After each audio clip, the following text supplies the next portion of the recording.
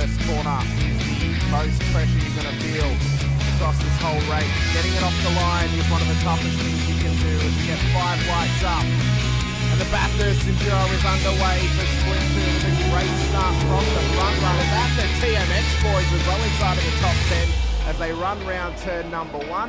You can see Lawrence has got a good start away. They've kept themselves nice, clean and consistent, Sinka.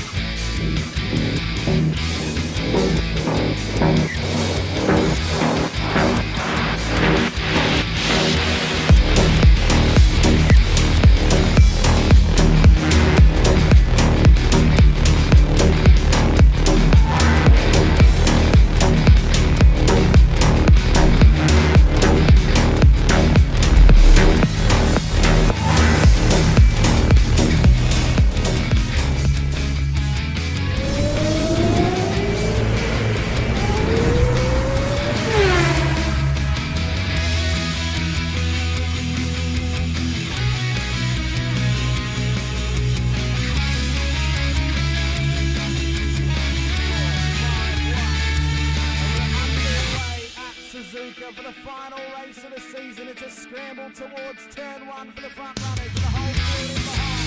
Another old leads them through one already. Davison and Sinka wanting to try and hit right on the tail of Doug Bowen. And the road was flying at the front already as well. Phase there. Katakazinas.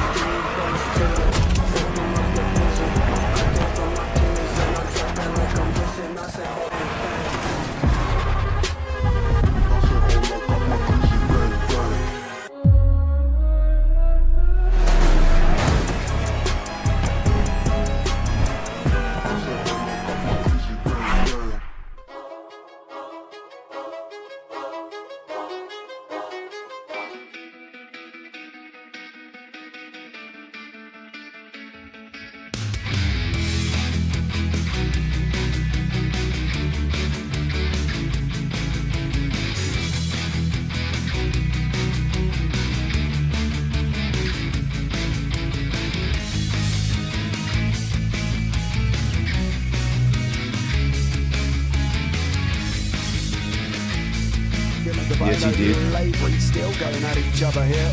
3 minutes down, we've got 17 minutes to go. They're going to go round a lot of times. It's 1 minute 21 lap times here. We're not going to stop. Shane Ratcliffe by now as well. Ray Oliver's got Bradley Wall alongside. Looks like Daniel Harding has had some form of incident. We'll pick up on that one in a minute. But Oliver on the inside, got to come back behind him.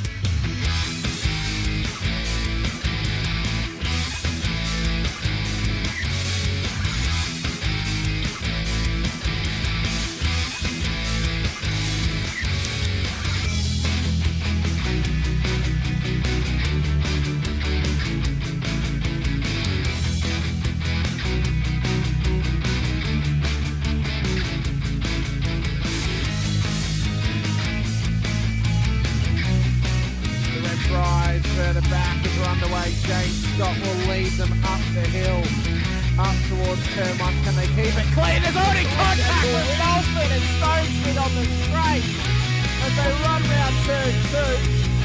Dodge and Warboy being cautious off the exit of turn 1. What a run off the line, but an atrocity has happened to Troy Stone Street off the start. There's no other way to say it. I think it was him off of the Will Brown and just absolutely Superman punched him straight into the wall on the left hand.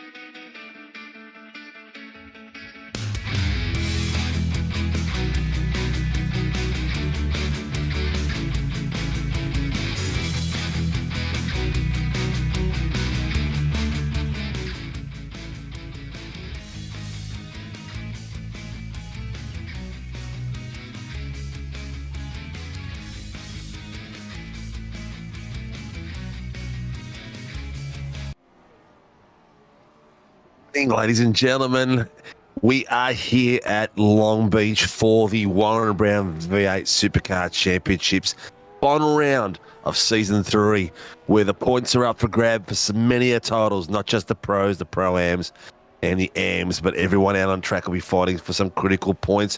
We have just shy of 30 cars out there on the concrete jungle of Long Beach. F1's been here. The Indy cars go around here. We have a lot of spectacular stuff that goes around here.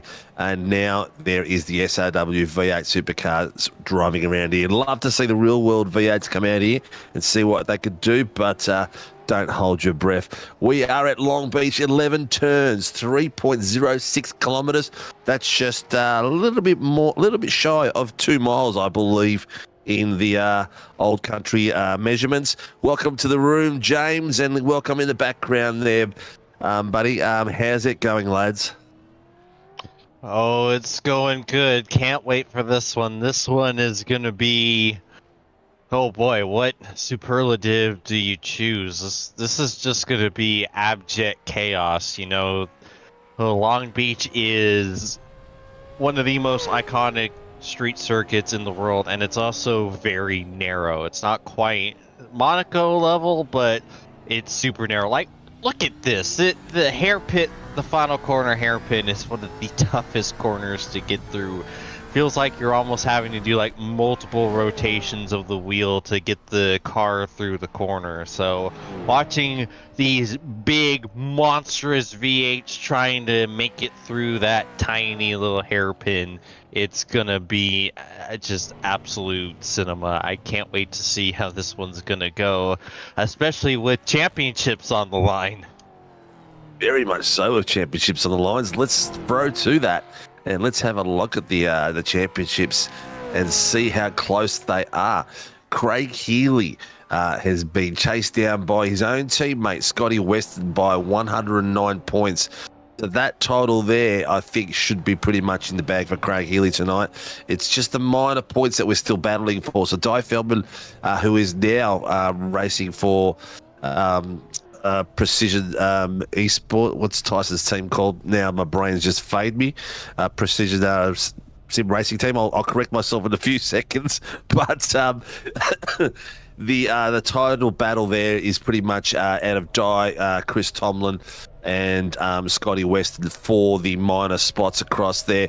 But we can see that the total has been very, very close, especially in the middle of the field. 10 onwards is a massive battle just to get into the top 10. Let's have a look at the Pro-Ams to see where the battles are for tonight.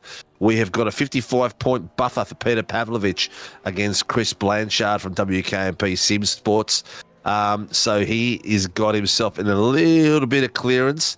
And Daniel Clutterbuck, who is our AMS champion, is up there 24 points. So he's fighting for the minor spots. Di Feldman is racing for Performance Simmer Racing team.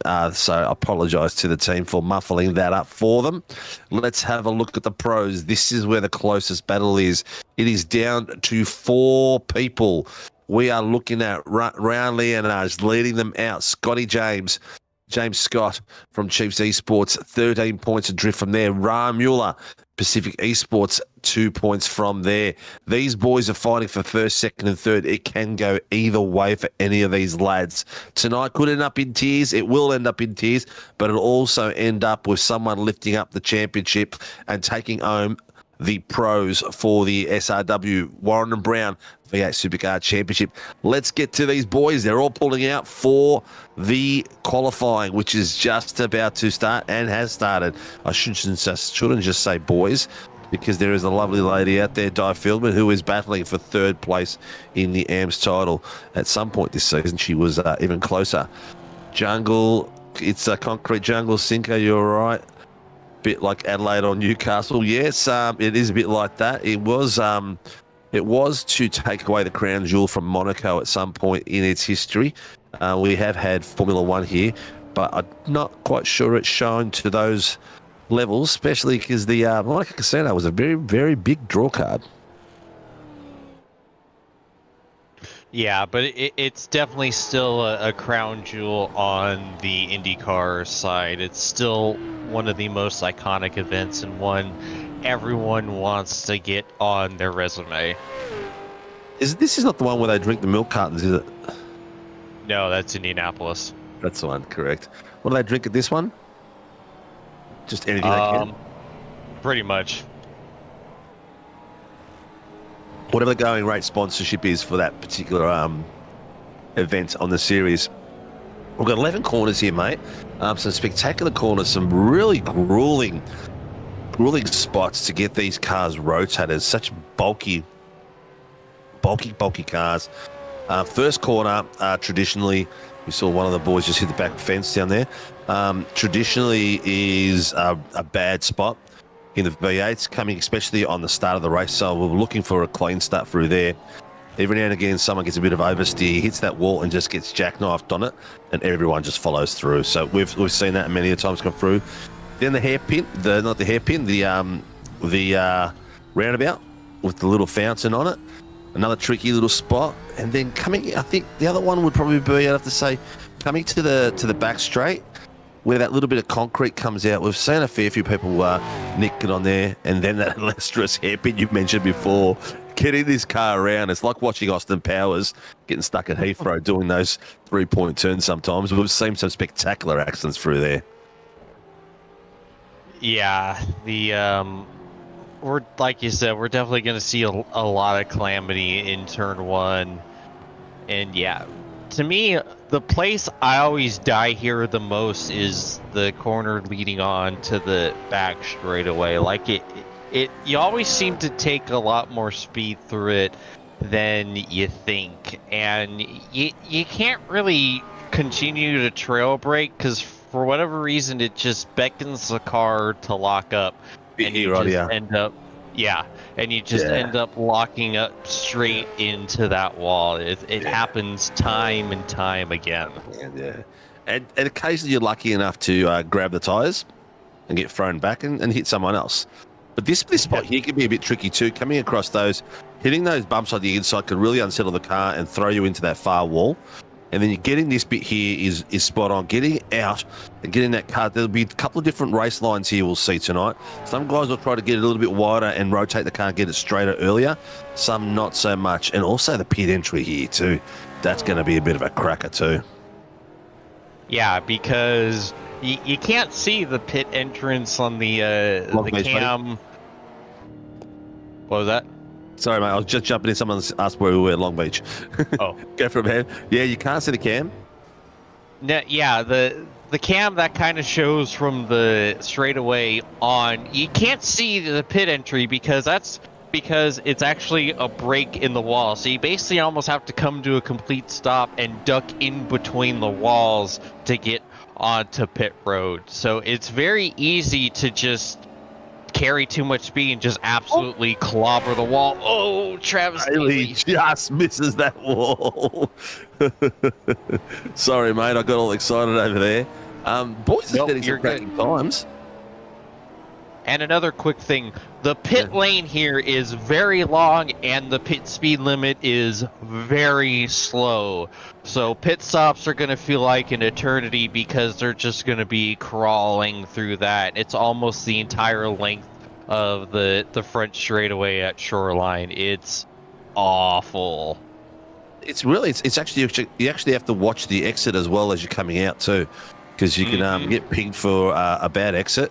And also coming down that straight, when you see a car coming out of the pit, it's a bit discerning seeing someone there on the right-hand side, and you're not really supposed to cross that pit line anyway. I think you'll get a slowdown if you go through there.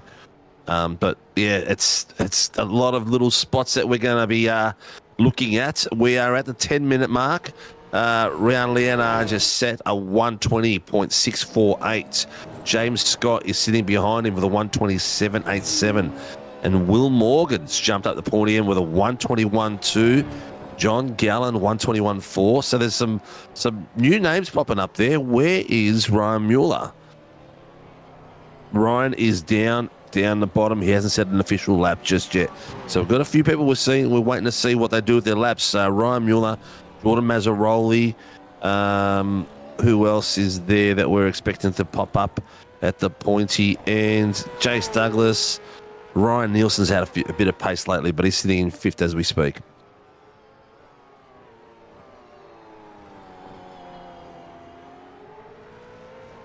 Yeah, I see so far only 2 cars in the 120s. Yeah, there's going to be yeah, it's one of those tracks you really got to get in the rhythm, don't you? You really got to get in the rhythm. This main straight, get as much pace out of as possible and get that braking point right and get that entrance into that roundabout, the fountain area, really clean. Tough one. Yeah, You get- and this track, you just need some absolute top tier courage, some serious guts, because, you know, especially right here, you're sending it off into the corner at such a ridiculous rate of speed. He basically driving almost straight to the wall. So you gotta just have enough courage to just absolutely send it in there and make sure you don't panic, over brake, and lock up and just absolutely clobber the wall, or get on it too much and spin and clobber the wall. There's so many places to make race-ending mistakes that it's just easy to be intimidated by the circuit and not push as much as you need to. But you have to, because, you know, someone's going to be able to do that. Someone's going to be able to push to that limit without going over it. So you need to make sure that you're right there with them. Yeah, it's you've really got to have your eye in. You really have to be, you like, get your eye in right, because if you're not brave, you can't take advantage of this course. And if you're not brave, you're going to be really slow. You really got to get your timing in. You got to get as close to the apexes and close to the walls as possible to get everything you can out of it. Like this, it starts all here, all down here, this main straight, getting to the right spot, the right braking area. And it's different when you're on your own to when you've got a pack around you, because there's a couple of different ways in that way as well. Getting this little fountain correct, and that wall on the left, just missing that. Even this bit here, you hit that curb on the right hand side. I've seen cars on 2 wheels through there hitting it too hard and ending up in the wall. I was one of them. This spot here, tricky too. If you don't get it right, you'll end up in the tires. And then you got to get that exit out of this bit here, spot on, coming into the next transition into this corner. Man, it looks simple, doesn't it? But it's so technical. Yeah, and that one right-hander that was a couple corners before that to me is also one of the toughest corners on the track, because it's off camber right at the apex. Like when you start to turn in and get to the apex, you feel the track lift up, and because of that, you have to be very careful on your throttle, because the car will be really unsettled through that off camber. And you're going to see, you saw Travis Daly spin there earlier in qualifying. You know, it's so easy to just light up the rear tires through that corner specifically. It's absolutely terrifying in an Indy car, especially since you can't really use the curb to help you through the corner, because it's just, the curb is just going to upset the car even worse. Thankfully, with these monsters, you can absolutely use that curbing to your advantage and help you get through the corner a lot better and have a straighter, easier shot through. Yeah, I think history tells me corner 1, we're going to see someone dive down the inside on the left-hand side and try to take a short left rather than go out wide and turn left. And cause an incident. It's happened to many a times. Historically, it's going to be a killer in the first lap. Hopefully these boys will be fairly switched on. I can't see what we are on tonight. We have, that's right, tonight is an enduro, folks. We are here for the long haul. We are here for an hour and 20 minutes. So this is going to be an absolute cracker. We're going to have pit strategies. We're going to have all sorts of strategies. We're going to get cars that are out of sync. We're going to have cars that are gapping out, but we're going to also get cars that are fighting each other, just like James Scott has just pulled out a 120.409, 7/100ths faster than Rian Leonage with, I believe that is about 4 minutes to go.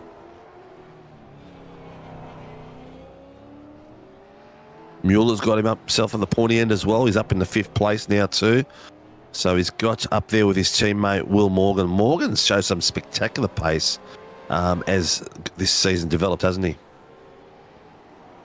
Absolutely. It's really impressive to see what he's been able to accomplish in these last few rounds. Oh, I heard some tire squealing in the background. There is a lot of squealing in the background. The Pacific Esports boys are all in their retro liveries again. It's good to see. There's Alamo Zaroli in his gold version of his son's black version, and Lipsky's in the grey.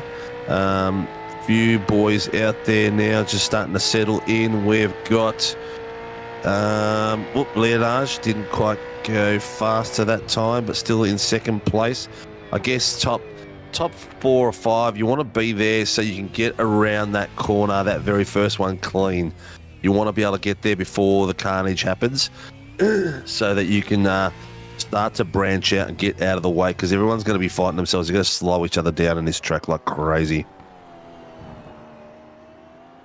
Yeah, and that corner is definitely not one that you want to go side by side through, because the likelihood of both parties surviving that is astronomically low, and therefore the chances of everyone around them surviving it is even lower.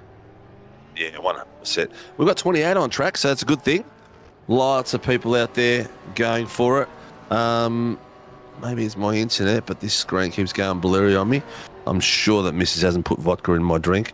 But good evening there for Brad Daly. Looking forward to a great race tonight. It's going to be a spectacular one. A few of the back boys always like to do a bit of a strategy with the long fuel run. So Cowie, who we got on screen at the moment, loves to have a bit of a dabble with his fuel runs. They've only worked for him once out of the ones he's tried so far. Maybe tonight will be one of those nights where he'll get lucky. James Scott has got up to the 124.09 still. Rian is in the pit at the moment. Maybe he has had enough. We are sitting there with a minute to go. So anyone who's not out on track already will get to complete their lap, but they need to cross the line before the timer clicks to the 15-minute mark. Yeah, James Scott also radioed something in as well to race control. I missed that. I missed that. What was it? Someone getting in the way? Yeah, he was unhappy with something, but I couldn't quite tell what it was. Okay. So Jordan Mazzaroli is impressed very much so with his lap time at the moment, the 121.006. He is just out of the 120s, so he's 5 tenths off Rian's time at the moment. Will Morgan sitting in 4th, Ryan Mueller in 5th. 0.52 impeding on lap 7 is going to get a pit lane start. Yeah. Weston. Yep.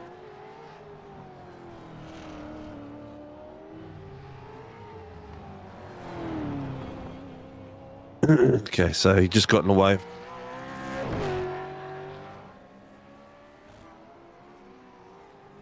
Yeah. So just having a bit of a chat about the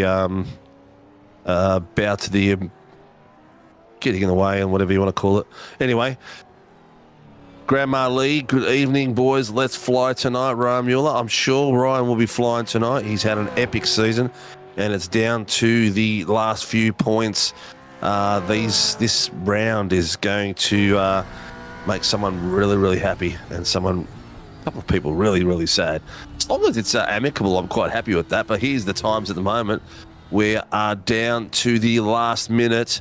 So let's see who's going to be able to get something across the line. Jordan Miller, Jordan Mazzaroli, William Morgan and Ryan Mueller are still out on track. Let's see if they'll be able to complete a time for us. Jordan has just done a 129.24. He has improved not as much. Ryan Mueller has just passed his teammate with a 122.16. So he's got himself down to pointy end. That is about all we're going to have. Brett Taylor is the lone driver out there trying to set a final time and get himself from 24th a bit higher up. Will he be able to do it? We're not too sure, but anything further up is going to be a bonus for him. Liam Amos, Mitch Noble, and John Van Ray have not set a time yet, so they are our 28 drivers at the moment. Tonight we have got Tyson McAvoy as our race director and Stephanie Piccoli, the race steward. And in the safety car tonight is Kevin Wakefield. Cowie, good luck, everyone, tonight. All right, you too, Cowie. I'm glad it's not a super sprint, and I'm glad it's not raining, Cowie. So you made those choices very well. And hopefully your fuel-saving strategy works tonight, mate. All righty. Dum, dum, dum.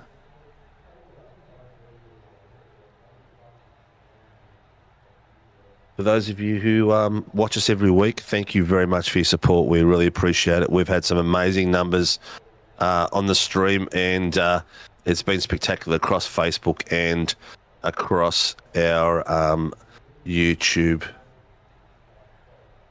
Okay, here we go. Tyson's talking in the background. I'll get rid of him. Ladies and gentlemen, here we have qualifying won by James Scott. He gets himself into the pole position and the front of the grid. He will be side by side with Rian Leonard, the title contender from Phoenix Driver Development. These two boys will be down to the wire tonight, but very closely followed by Jordan Mazzaroli from Tulip Racing and Ryan Mueller, hunting for some critical points to take this championship away from the two aliens in the top steps, Scott and Leonage. Will Morgan, we've seen him fly from the middle of the pack all the way towards the forward line, and he has had a sensational second half of the season, getting himself up into top 5 and showing some consistency across the last few rounds. Jace Douglas has had an up and down season, but got himself to the pointy end tonight. I suggest that Jace has had a lot of practice on this track and had been out here a fair few times with other SRW series that we've been running in the past. Jason's in 6th place, sharing the 3rd row. In the 4th row, Travis Daly is sharing that with John Gallen. In the 5th row, Stevie Banks, the team owner, team principal of PER, in 9th place. Ryan Nielsen, who's had a cracking few runs in the last few races, is lining up in row 5 in 10th position. Then we have the rest of the grid coming through the back, and some massive points to be hauled in tonight for the minor titles. Scotty Weston in 11th place for EWT. Troy Dooley from Performance Sim Racing in 12th. Blake Urquhart from PER in 13th. Andrew Cowan from Performance Sim Racing in 14th. Peter Pav from PER in 15th. Marty Hughes from PER in 16th. Jacob Trainer, SRB, in 17th place. Craig Healy from EWT in 18th. Chris Blanchard from WKMP in 19th position. And Robbie Baxter in 20th place. We get to the back part of the field, and we have Alan Mazzaroli from Tulip Racing in 21st. Di Fieldman from Driver Sim, who is actually racing now for Performance Sim Racing with the rest of the lads. Martin Lipsky from Tulip Racing in 23rd. Brett Taylor from EWT in 24th. Chris Tomlin from LCW Esports in 25th. Liam Amos, SRB, is in 27th, and Johnny Van Ray from WKMP in 30th place. You can see our race director, Tyson McAvoy, and race steward, Stephanie Piccoli, followed by Kevin Wakefield in the safety car. Any predictions, mate? What's your guess? What are you feeling? What's the gut saying? We are go, go, go. That went from nowhere to go, and the boys are taking off like crazy. They've got themselves in a spectacular run. It's a three-way battle. We've already got a bit of pushing. We've got Leonard there with... Holy cannoli! That is amazing. Jordan Mazzaroli got a fantastic start, but he's got beaten through that first corner by James Scott, and Ryan Leonard tucked in, but Ryan Mueller was there as well at one point too. It was like a three-way battle coming through there, but they've all settled in straight away. The concrete jungle, as we referred to it, the place where these boys can come undone very quickly has come very cleanly through. I don't see any incidents anywhere at the moment, and the boys seem to be coming through quite nicely. The V8 sounds fantastic on this track, let me tell you. Have a look at the dust rising as they're coming through inside around. Oh, just pulled it up in time around the fountain. Keeping it clean and keeping it real. This is going to be a spectacular race for you people. 1 hour and 20 minutes to go. There's going to be a lot of fuel saving and nothing too stupid by the look of it. And no safety car in the first lap, which is spectacular. Let's see the different angles that come through here, see who does what. This is going to be our first opportunity for the night to see some pressure. James Scott is only 6/10 on Jordan Mazarola. Rian Leonage is there and Ryan Mueller's there. So very, very close, very, very fast. Boys are already tapping it away from the grip. Jace Douglas in 50, so that little bit of a gap. Lovely. That green flag can go.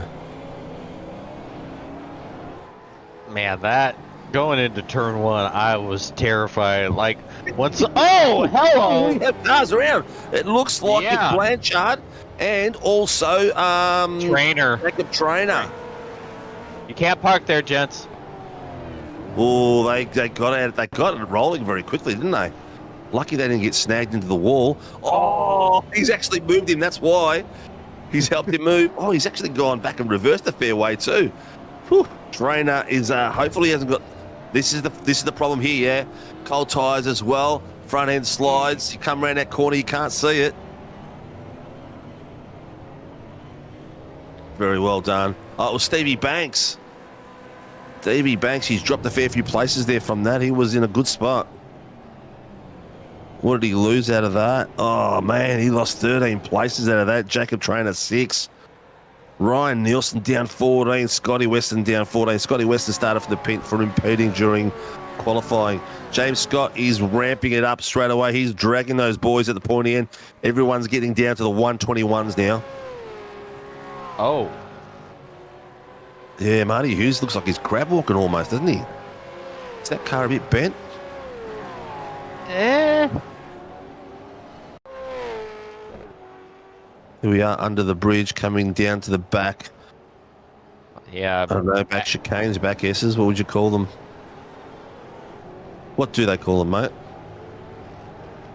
Corners. And So you got it. Oh, is he going in a pit? It's a very acute angle. Has he missed it? He's missed the pit. No, I don't think he was. I don't think he was pitting. I just think he got out of the way. Oh, no, just kind of lost it out of the brake hairpin. marker and gone into the Gale corner. He's doing the Austin Powers 3-point turn at the moment. See this bit here? A lot of people go really right there and come across. These boys have all hugged it really, really tight. I prefer to just take it a little bit wider and then hug it really tight and try to get it rotated in earlier that way. Some people try to get out a little bit wider and rotate in. Oh, we'll see. Cowie again. What's he doing out there? Oh, not the best re-entry there, Cowie. That was so close. Yeah, 077's called that in. That was oh, what's he doing now? Oh, that was a replay. Yeah, he didn't quite time that exit, did he? No, he did not. Look at this. Whoosh car, here comes a car. That was Stevie Banks nearly had his bonnet as an ornament. And then behind him, Travis Nielsen. And right now, there's... Cowie and Nielsen coming through. Oh, he's not really giving much room to each other. That's the right angle. Cowie's come pretty acute through there. He's not going to be able to hold pace through that. You can see the difference straight away. This is tricky, this bit. Those few dots there really deceiving on how the race line is through there. Yeah, really right, the 200 board here. Really right, and trying to open up that corner as much as possible. Oh, Nielsen, not quite. But these boys aren't going full throttle because they're not using the full track at the moment. Yeah, and plus you really got to demonstrate some serious throttle control through that corner. you know, it starts to go at kind of goes downhill a little bit. So if you're not careful, you're just absolutely gonna burn the cires up. Oh, and Cowie's getting the black flag for that rejoin.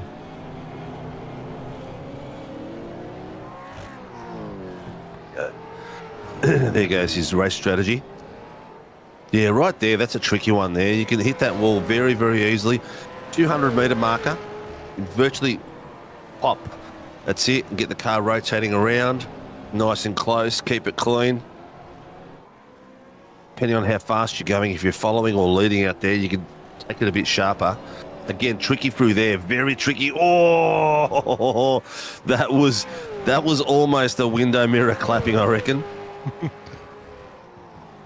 Yeah, Leonage is pushing it. He has to get by Mazzaroli ASAP. Holding him up big time.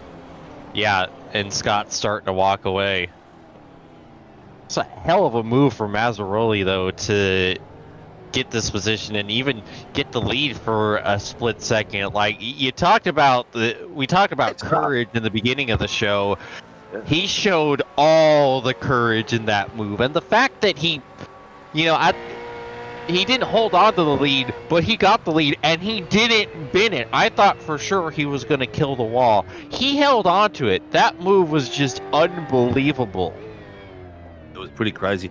Maybe when it settles a little bit here, we can have a look at the start again and just see the great start that he got and how the leads changed from there. Because it was Scotty got whipped. Mazzaroli came from behind those boys and just went crazy. Be interesting to see. I think Scotty might have bogged it down as he came out. Yeah, and you saw Scott and Leonage made contact with each other a little bit before Mazzaroli made the move. And you heard me scream because I thought for sure that we were going to start off with the whole field nuked, the top two in the championship getting nuked. I thought it was all going to go pear-shaped before we even got to turn one. I've got the lower screen. I've got Marty Hughes and the boys behind there battling away. We've got a bit of a gap here. We've got the top seven, and then we've got Gallen, Dooley, Blake Urquhart, Pavlovich, and Healy all sort of gapped out, and then Healy's got a trail of guys following him at the moment again. A lot of work, a lot of focus here. Yeah, you can't take a break for a single split second on this track because you will find a wall. And a bit of nudging down the bottom screen coming around that final corner. Looks like they were trying to remove the retro paint jobs off each other. Speaking of removing paint jobs, Leonage has all but removed the rear paint of Mazzaroli's car. He's just all over that Camaro. There really isn't a safe spot, is there, at the moment? Nope. He's making his car really wide. Maybe here, getting in underneath him into the area. Oh, it's going to be ballsy. There he is. It is very ballsy. Oh, Mazzaroli, business decision. Yes, I think that was a smart move by Mazzaroli. If I was Mazzaroli, I'd get on the... Oh, mate, do you slow down, maybe? Coming through against that wall, against those tyres, maybe? The only place in that stretch that he would have been able to... Oh! In the back, trainer going around. Doing a Malcolm McLaren, is he? Not quite. Not quite. He is on the bottom. Oh, we both got it. I love it. I'll go back to the pointy ends.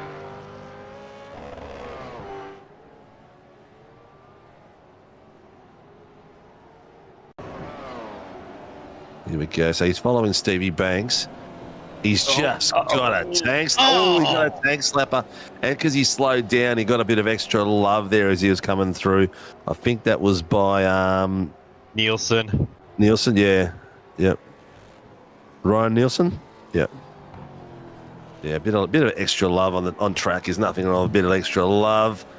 Ladies and gentlemen, if you've joined us, this is the ultimate, the final, the last round for season 3, and we have got some mega points in the fighting at the moment. Top three, as you can see them on the board, is James Scott leading out Ryan Leonard, who is on the hunt now. He's been held up by Jordan Mazzaroli for the first 10 minutes.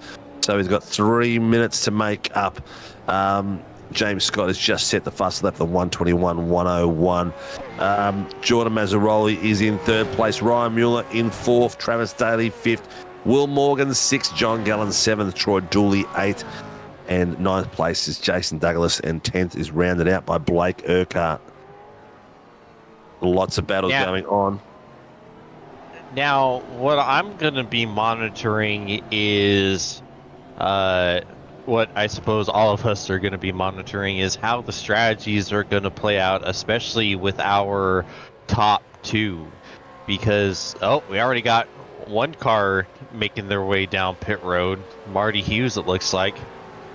Might have been for damage, I'd say. Ryan Nielsen as well. I'd say the damage too. Yeah, we've seen Leonage have the measure of James Scott at pretty much all of the longer races for the most part with the strategy calls. You know, you think back to the season opener at Hockenheim, and you think back to last week at Portland before everything went kind of pear-shaped with the safety car. He was able to make up some serious time on Scott on pit lane, going from many seconds back to up by a few seconds. So I think it was a complete seven close to 8 second transition. He came in like 2 and a bit seconds behind and came out like 5 and a bit seconds ahead. That was just crazy. I do think that Scott made an error in that pit. I think he might have gone up and down, maybe taken some tires or something like that, because that pit was extremely long for him. But you know what? It's a strategy that worked, and Scott, bit of a kiss to the wall then. We have seen James Scott have errors in pit entry and in the pits before as well. So maybe being on his own and not with a pit crew around him or someone in his ear, it's giving him probably a bit of a solo thing that just the concentration just goes for that little bit. You're focusing on the speed coming into the pit rather than what's going on around you. Yeah, and so I'm just curious if Leonage is going to be able to cook up another strategy that might allow him to flip the race once again. And can I just say, how in the world is Stephen Banks still putting up such good lap times while driving a modified? He's got no front bumper. Isn't he? Yeah, he's got no front bumper, and the man is still running top 20. Yeah, but over Ryan Nielsen. Just said it balanced then coming around that corner, how much the rear end was swaying around, and the car was dipping low. It looks like it's even sitting a bit higher. Yeah, and like Ryan Nielsen was on the podium last week. Yeah, and he's outrunning it. Like, this is a fantastic drive from Stephen Banks with this, just trying to nurse this damaged Mustang across, and he only has another hour left. Yeah, well, I guess he has to do the best he can before the pit stop. Otherwise, he's wasted a stop. So he's got to be careful there. But look at all these boys watching that line coming through. He's taken a little bit of defensive line there. He took a little bit more to the right, or to his left, than he probably normally would have with the pressure he's got behind him. Because Ryan Nielsen is on the march. He wants to be up the pointy end for tonight. What's our biggest mover? Chris Blanchard up. Oh no, Martin Lipsky and Brett Taylor up 8 places. Well done, lads.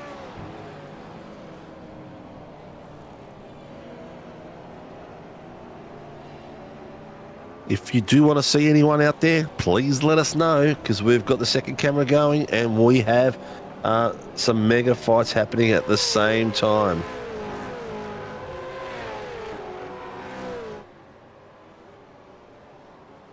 Yeah, meanwhile, Scott is starting to stretch the gap out here.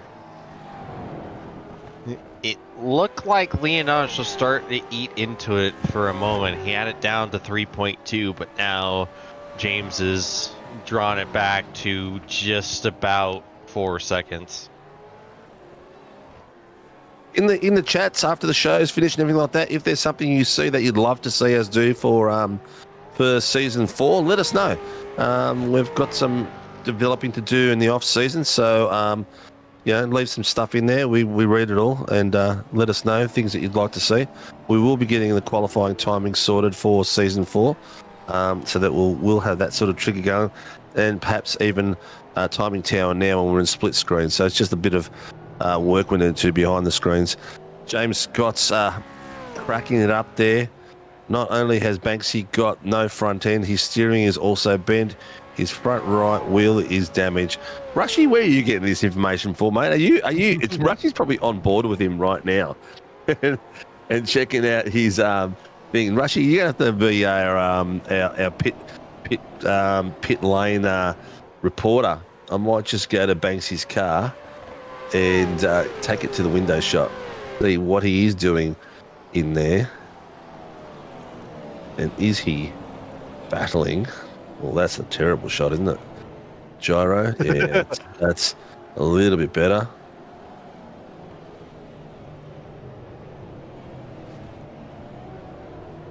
See him there, coming through. Jeez, the car sounds good. Amen to that. But it's wild being on board, and especially through the hairpin, and all you see is car. Yeah. Meanwhile, Lipsky made a little bit of... up. Yeah, and Lipsky made a little bit of a mistake into the braking zone on turn 1, and it cost him 2 spots.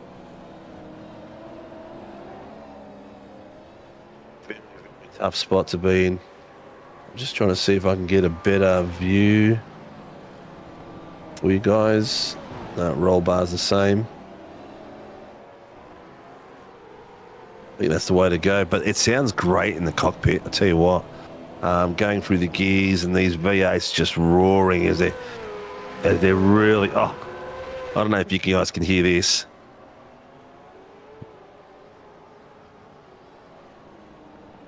Oh, and we're on board with him trying to see if... Oh! Who's that? Is that Healy? Taylor. Oh, man.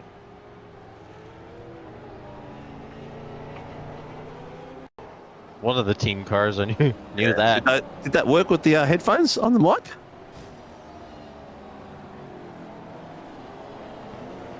No? I don't think so, Steve. Oh, that sucks. Viewers, could you hear the engines then when I had the headphones on the microphone?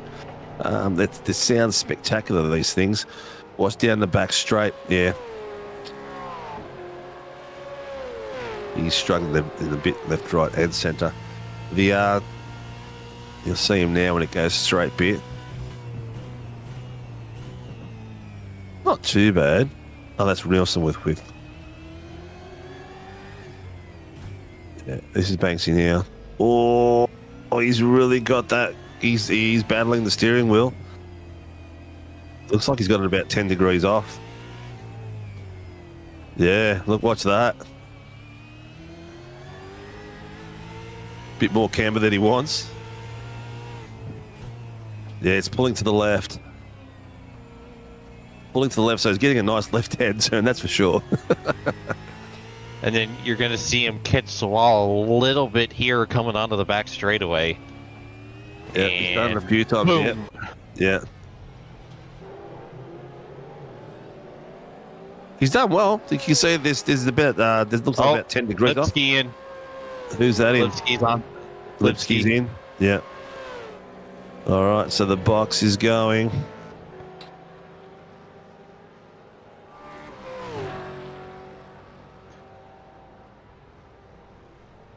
Russia wouldn't lie to you, Sinka. I know you wouldn't, mate.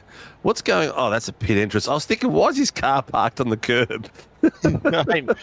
I know. It looks so weird because obviously we can't see the the pit crews as spectators, so it just looks like he's just parked in a parking space and just chilling.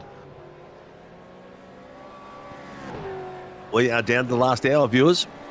So I think around a 25-minute mark. Geez, you want to be more than that. You want to be down. You'd want to try to make it to the 35-minute mark, wouldn't you? Somewhere around there in the first stint. Or go early, take the extra pace and try to get around some of these guys. I don't know. Strategies are different all over the world, are they? This fight at the moment is the biggest one. I think going for that undercut would be the best opportunity here because of how hard it is to pass. If you can get a lot of those moves done on pit road, essentially turning laps on those fresher tires, it's like, yeah, you're going to be at a bit of a disadvantage at the tail end, and it's going to be their problem to try to get by you. Yeah, 100%. Tell you what, though, bit conservative. This is what we'll usually see at this point of the race. People trying to set their race up in the first 30 minutes. It's the key part. Either go early, go long, and they've got to really work hard here, get a good drift, work together as a team when the teams are available.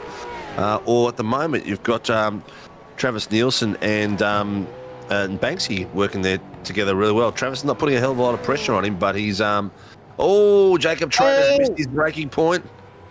Is he going to get out of the way and going? There was also a little bit of an incident at the hairpin. Jace Douglas just called something in. Yeah, it looked like he got a little loose entering the braking zone for the hairpin, and Lipsky was right there and knocked Jace a bit sideways. Oh, yeah.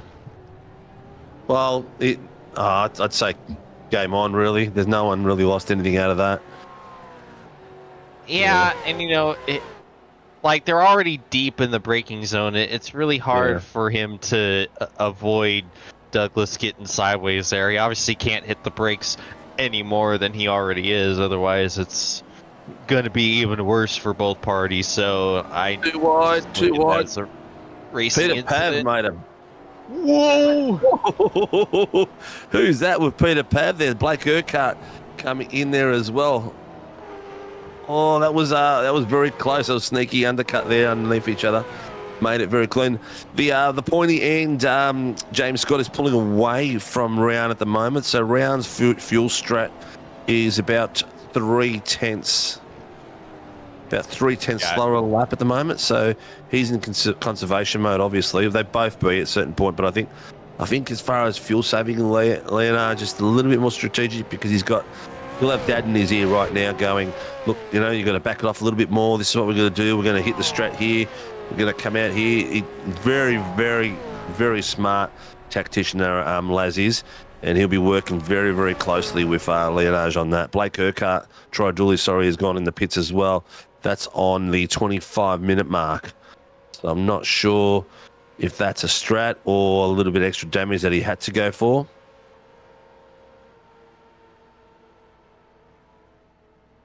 Also, Urquhart is also driving a modified, and I don't know what he lost his bumper from. Oh, it's just dark. I couldn't notice it before, actually. Yeah, you're right. Oh, also, Ryan Nielsen just retired from the race as well. Oh, hang on a minute. James Scott's in the pits. Jordan Mazzaroli's in the pits. I'm going to go to them at the moment. And who's that just airmailed the braking zone path? Peter Pav picked a place too deep to brake. Thank you. All week. Is Leonard's going to go in the pits behind these boys? Because we've got Mazzaroli, Jace Douglas, all three of them in there at the moment. Here comes James Scott. He's come off the blocks fairly quickly. Jordan Mazzaroli is still on the blocks as well. No, he's out. So James Scott had a fair bit of time up his sleeves, obviously. He stayed on the blocks for 5 seconds more. About 4.5 seconds more than Mazzaroli. Let's see how they're going to come out. They're coming out the fountain now. And here comes Leonage around the corner. Will he continue? I reckon he'll continue. I reckon he's got another couple of laps left in him. Let's see what he does. And Yep. he's staying out. Yeah, he's staying out. His last lap was a 1:21.7. It wasn't his fastest. Ryan Mueller's gone into pits as well. I'm going to go to Ryan at the moment. Let's see how he comes out with these boys that have just gone out of the pits. Let's see how the first pit stop strategy works for these boys. Here's Mueller coming through. He has got behind him Travis Daly and John Gallen. Travis Daly just got a magic Harry Potter repair on the front of his car. Look, did you see that mirror almost touched? He's absolutely opening it up as much as he can to get a nice exit into that corner. Mueller is up on the stilt still. He's still going. 20 seconds, 21, 22, 23. That's a big fuel. That's the same as James Scott. He's coming out. Where's he going to come out? 3 wide on pit road right now. Look at these boys coming out now. We've got Leonage coming down the straight. So these he's gone in. He's gone in. Leonage is in. That's going to be a key one now. Let's see where you guys stay on James Scott. I'll go on Leonage. Let's see how the transition goes.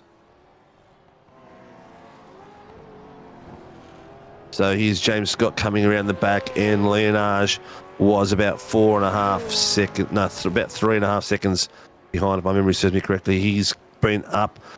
James Scott was up on the stilts for 23.12. Here he comes around the back end. He's coming around the hairpin as we speak. Leonage is still up there. 18, 19, 20, 21, 22, 23, 24, and he's down. He's down. He's coming out. Here's the beautiful pit exit camera. There he is on the left-hand side. You can just see him in the background there. So he's coming out a few seconds behind. Oh, Weston.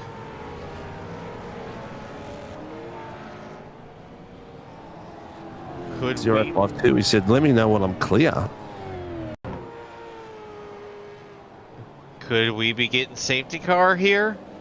Don't know. Where is 052? Scotty Weston. So he wants to know. He wants to know when he can back because he can't see. So he's asked race control to tell him when he's clear. Very smart. Very, very smart by Scotty Weston to use the race control to his advantage. Oh, Jacob Trainer just got a little bit of a exit out of there. But we are back in race form at the moment. So Leonage took about a second more fuel. Came out. James Scott came out on after his outlap went to a 1:20.829. So his second lap after his outlap was spectacular. Very, very fast. Ryan is coming up to that lap now. But there's a 7-second deficit there. So remember that in your brains, viewers. 7 seconds adrift. You've also got the same timing split tower access by, if you go to the very top of the chat to SRW TV, you'll see it live SDK timing. If you click that, it'll open up a web page for you, and you'll be able to see everyone's times when they're pitting and how long they're going for. And hot news, all on dries.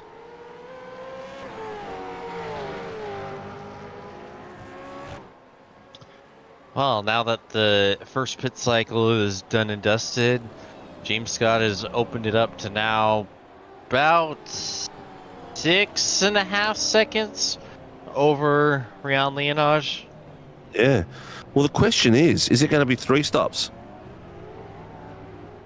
Yeah. Leonage came in after the half hour. So he took 2 more laps of these boys. The rest of them were on lap 18, which I can't tell what time slot it was, but I believe it was before the half hour. So it should be very interesting.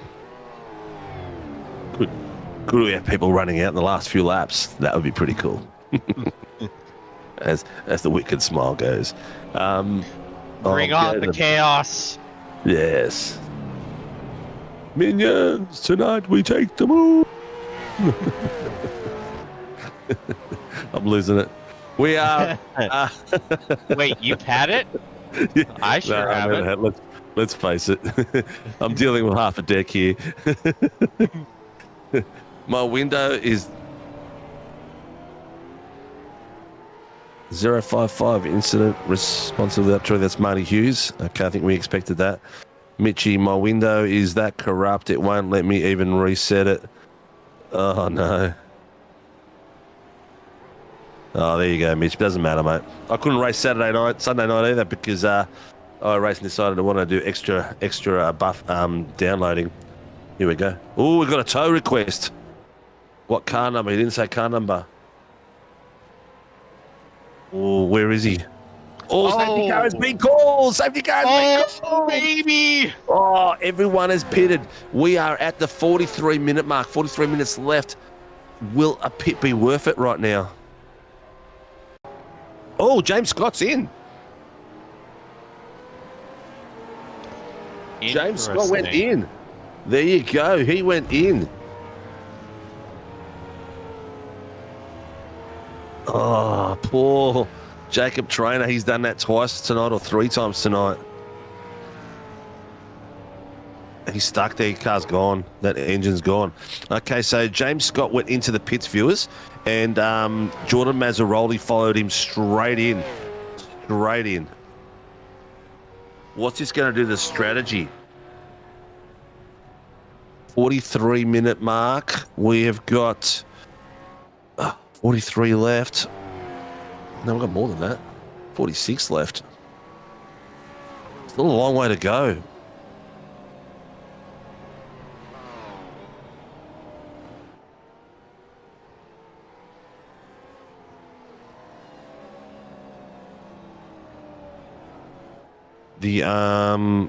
Okay, so we've got a few people's flying still trying to catch up to this safety car. James Scott is on a flyer at the moment, but this gives Rian Leonage the lead at the moment.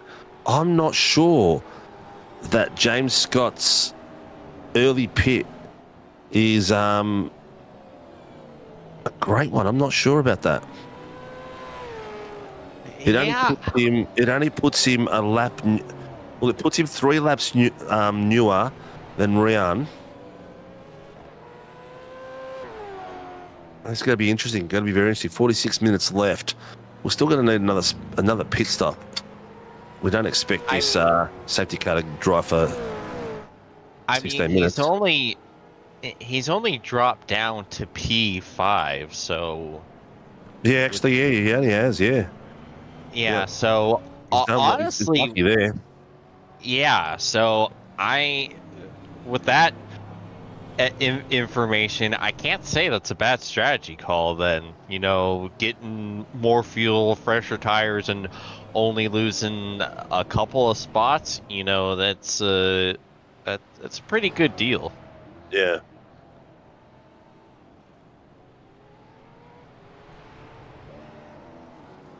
Yeah. I think that was the incident with Weston at the fountain. Yeah. Marty Hughes. Yep. So we've got Kevin Wakefield driving the safety car. Hopefully no spinning or ending up on the roof. Kev, please. Mr. Probably I was letting them go and Troy Julie hit my car and damaged my steering. And that would have been No more fast repairs too, mate. Yeah. Oh, well, but see, you could have stayed in. You could have been repairing when the safety car comes out and come out behind them. You just never know. All right. A few cars are going to be waved past.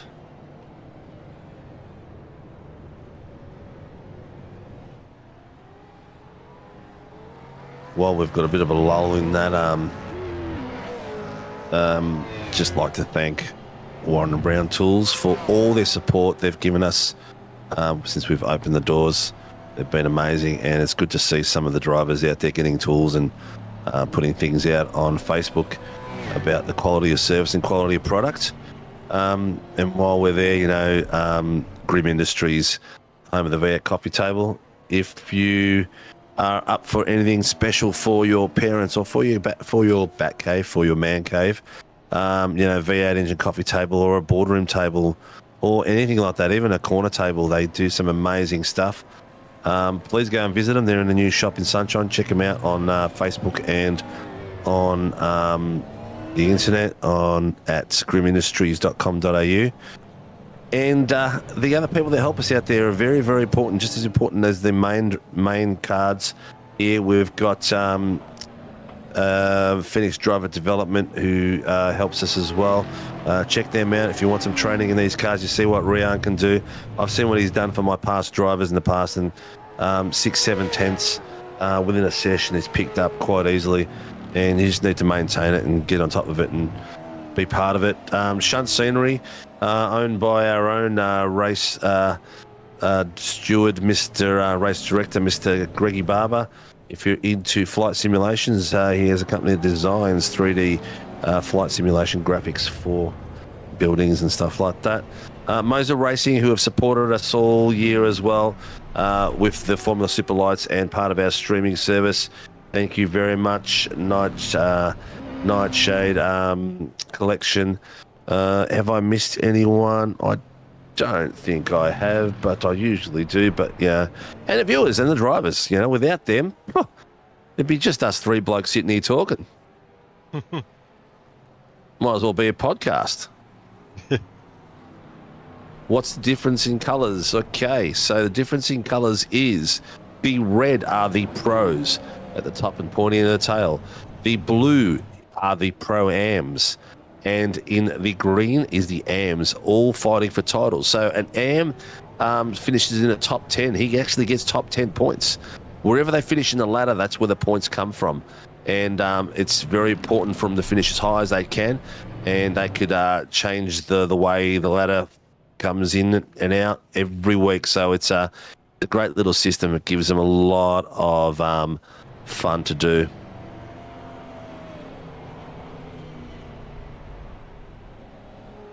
Oh, pit exit is closed.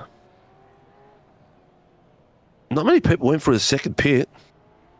Mazzaroli, James Scott, out of the lead pack went in, and that was it. No one else took advantage of it. And we have pretty much gone, am I wrong, but was it nearly 10 minutes? Yeah. So it could be very close. I don't know. This is going to be very interesting to see what happens. But please don't tell me it's getting dark. Yeah, the sun's definitely starting to go down. We're about, we're at 6 o'clock in sim time, so we still should have another hour or so of sunlight, in theory. Rushy reckons that Chase Douglas is out due to packet loss. I've seen people jump in before when they've gone packet loss and come back in under the safety car. Yeah, in fact, that's exactly what he did. He did drop, and he just literally reconnected as we were talking about it. Yeah, it's cost him a hell of a lot of positions, but he's back out there. Safety car is pulling away from the field and heading back in. Let's see if Kev can hit the walls on the way through. Wow, look at the length of cars coming down that back straight now. It is amazing. I tell you what, thank you to all the drivers that help us put this show on and come out, and to have 30 cars on track on round 9 is pretty special. We've got Ryan Leonage coming around the corner, waiting for him to go. The boys are all over him. Ryan Mueller is putting the pressure on. We are go, go, go. Ryan has put the pedal down to the metal, and they are off and running. He's got himself a nice little 4-second buffer. Travis Daly is 7th off Ryan Mueller, and then we've got Morgan, 3/10. James Scott 2. James Scott has just taken Morgan on the outside, coming to the... Here we go. Oh, that was so hairy. But I tell you what, Ryan Mueller's got himself in a very, very good position. Looks like he could be in a great fight for some critical points. Yeah, and already Scott was able to get by Morgan, so he's up to P4. Oh, bit of a wiggle there by Ryan. So the key as well is that Leonage knows exactly how to get his tyres up to temp while he's under safety car. Very experienced young driver. 15 years old, but very, very experienced. Drives in the pro categories. And you saw straight away Ryan come around that corner at rear ends wangled. Here we go. A bit of inside movement there. Blake Urquhart has got the pressure on. He's looking at Troy Dooley as they're coming through. Is he going to make a move here under the right-hander? Not quite, but he's opening up. Peter Pav's opening up the car as well, trying to get a straighter line coming out there. See if you guys are starting to see when they're backed up like that on top of each other, they're trying to get the car straighter earlier from the car in front of them to get the pedal down in the middle a lot quicker. Leonage is on fire. He's got that metal behind him. They've got the rubber warmed up nicely. He is hitting the apexes like crazy. Tell you what, there was an old movie of Sylvester Stallone driving an Indy car where he ran around some corners and he threw some pennies out and then had to pick up the pennies on the way back and check the tyres. I reckon Leonage could do that with his mirrors.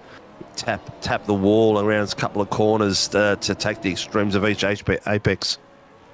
It was actually Dimes, and that is from Cinematic Masterpiece Driven, truly the greatest racing movie of all time.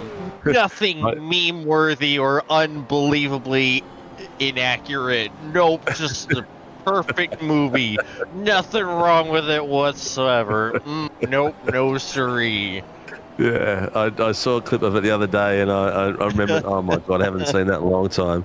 Sylvester Stallone driving a delicate Indy car. Have a look. See the strat there. One went really tight and acute. One went out and opened it up really early, and he got the run on it straight away. Is he going to be able to make an impact from it? Nah, it doesn't look like it. Troy Dooley on a bit of fire tonight, but ladies and gentlemen, Ryan Leonage, who was a fair way back on James Scott, got the lead, stayed out during the safety car. Ryan Mueller stayed out during the safety car. He is 1 second off the back of Ryan Leonage. You can see him there, but as you can see, just in the shadows of Ryan Mueller comes James Scott, putting the pressure on. He's got it down to 6/10. We've seen these boys over the last 4 rounds really get their elbows out on each other and trying to beat each other out there. Ryan will not let this slide very, very easily at all. He will have the pressure on like crazy. He will have the doors open, the elbows open, windows out. Anything he can to stop James Scott getting through. It's going to be a very, very hard one because this is a tight place to pass. And if you puck it in the middle and avoid full apex contact, not through here, but the other parts of the track, it's going to be virtually impossible for James to get a clean pass. This is the key spot here. Great exit by Mueller. Yeah, that is the difficult thing about these Gen 3 supercars is it's the same issue that the NASCAR Next Gen has. These things are so gripped up that you're able to get on the power a lot easier. And so because you're getting on the power so much quicker, you're naturally just getting a jump from the car behind that hasn't quite exited the corner. So that's why you tend to see passes harder. Ooh. Yeah. Speaking of That was hard, close. James Scott almost ended up hard into the wall. You can tell that car is pushing like there's no tomorrow.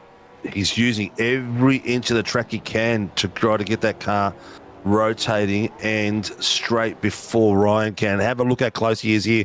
This could be a go. This could be a gutsy go into that tight right-hander over He's sending it. He is, but Ryan is actually thinking to himself, I don't want to push it that hard. He probably hoping that him and Leonage get together and Ryan can come through and steal it. Let's have a look at it here. More acute by, look at that, see that? More acute by Scott. Ryan went a little bit out wide and then come back in. Jace, bad luck, mate. I'm gutted for you, mate. That sucks when the internet disappears on you like that, but it's just like mechanical failure at the end. It's what our tools are as a sim racer. Unfortunately, internet is one of those things.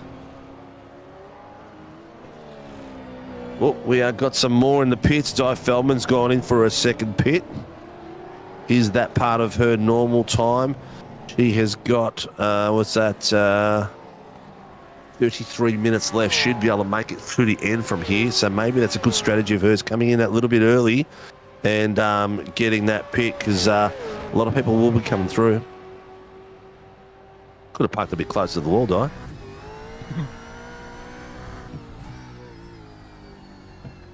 Yeah.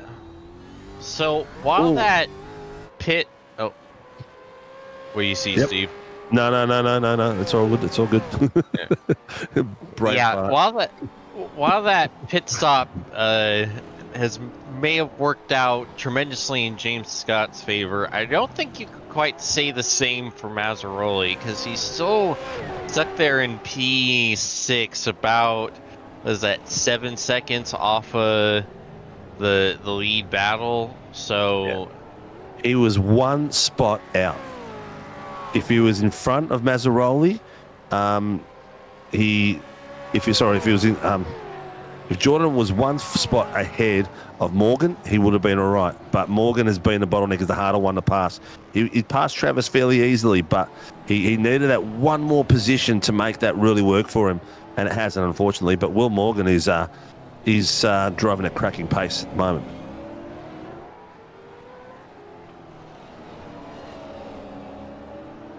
If there's someone out there you want us to see the show, please let us know, viewers. We've got the ability of both cameras at the moment, and we can show you the action wherever we can. I'm going to go to Blanchard and the boys down the back there, having a bit of fun. meanwhile, Mazzaroli passed Daly. Travis doing the business decision, letting Mazzaroli by. Ryan's backed off a bit in pace. He's dropped it down to about 4/10 off James Scott pace at the moment. He's let James get away with a 1:49 at the moment. I know that Leonard and James are at a different level on this track. They're really showing their skills. It's a tight track, and you need that. It's that 10th per corner, not even 10th per corner, you know. Half a 10th per corner, these guys are extracting by just... We've seen them, you know, just about mirrors touching, just about the tail of the car touching, you know, the drift angle, and they're still just missing the wall.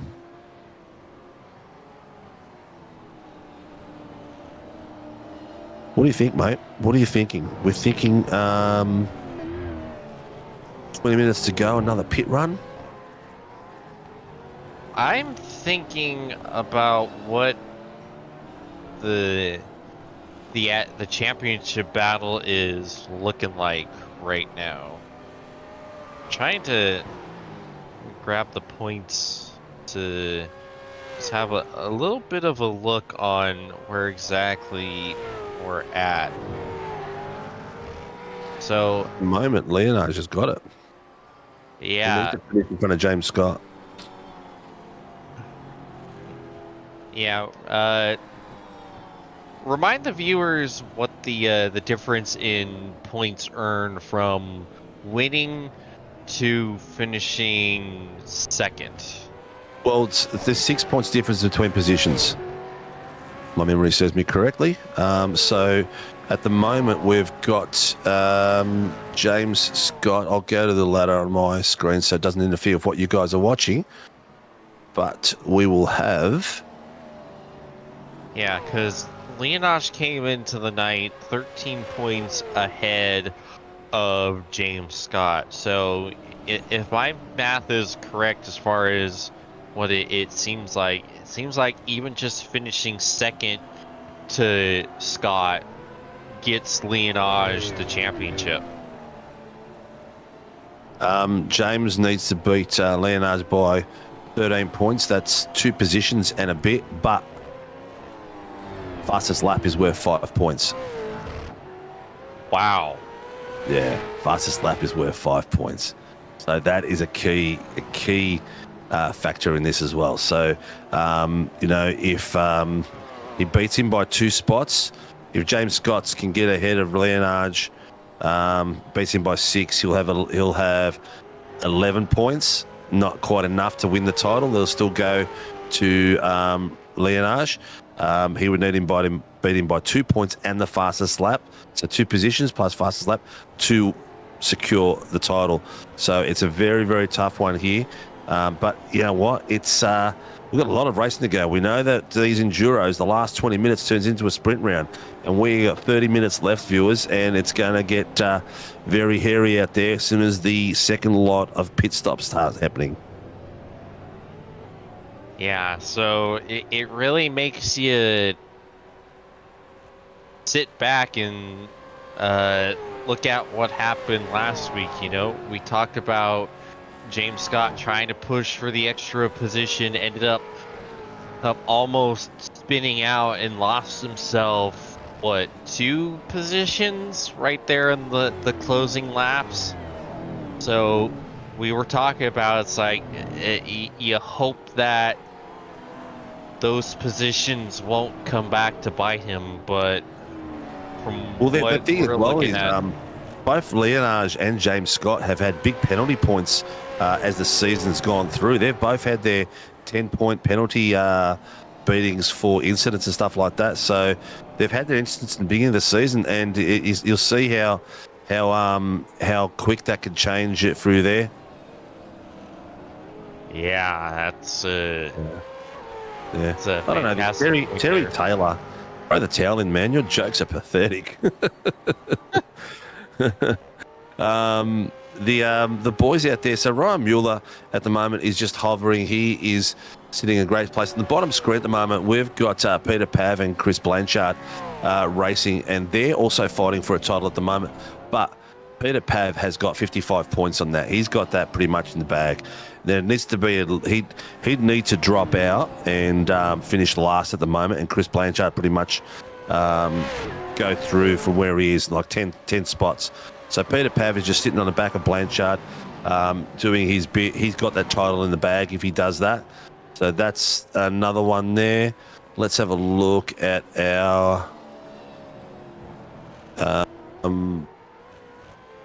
where's the amateurs gone? Yeah, I'm thinking Craig Healy might have that one wrapped up as well. Yeah, I'm pretty sure he has. I just can't find it at the moment. I think he's got it by a fair few points, yeah. It is currently a 109-point lead for Craig Healy over Scott Weston, and with Scotty also having his own troubles in this race, I think Craig might be good to go as the champ. Yeah, correct. And Rushy's pointed out just what we've gone through as well. Yeah, with Leonage's 5 points, that's going to take him to 18 points. So he really needs to get a fastest lap and whatever he can do out there as well. But Ryan Mueller has taken fastest laps out before as well. So it's still not a cut and dry race out there. Anything can happen. These boys are going to start hitting back markers soon as well. Once the back markers start getting involved, things can get messy very, very quickly. We almost saw our safety car driver tonight, Kevin Wakefield, lost it in front of the front 3 in the GR86s and nearly took out all 3 of the front runners. So anything is possible. We've seen it happen before as well. We've seen people run out of fuel, strategies go wrong. and literally the cars die like 50 meters before the start finish line, where a title is just disintegrated in front of their eyes. So it can happen, and it's racing. That's why we love it. Yes, sir.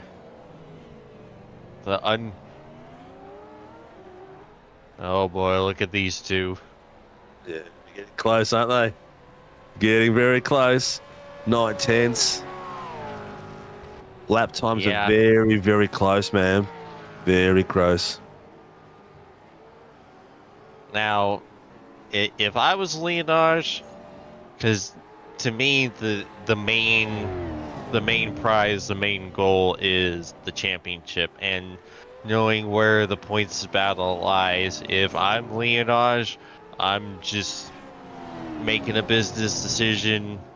Scott can go win the race. All I need to do is just hang on his tail, just hang on in second, and you're bringing home the big shiny trophy. You're rather win the war than lose it all trying to win the battle. These boys are coming down the back now. There's a bunch of boys that have just gone in the pit. Dooley, Healy, Blanchard, Weston. These guys are all going to come out just as these guys are coming past the start-finish line. So hopefully these back markers don't get in the way, because it could end up in some controversy. Oh, I tell you what, Ryan Mueller is fanging it around that back there. I just saw him fishtail it through. Let's see, those boys are coming out of the pits now as well. So they're hopefully going to get past them. No, they're going to be right on them. There's a couple of blue flags will be waving like crazy in the back of their eyes. They'll be able to say, oh, he's pulled out in front of them too. So these boys are going to watch this car. They've got a blue flag right in front of them at the moment.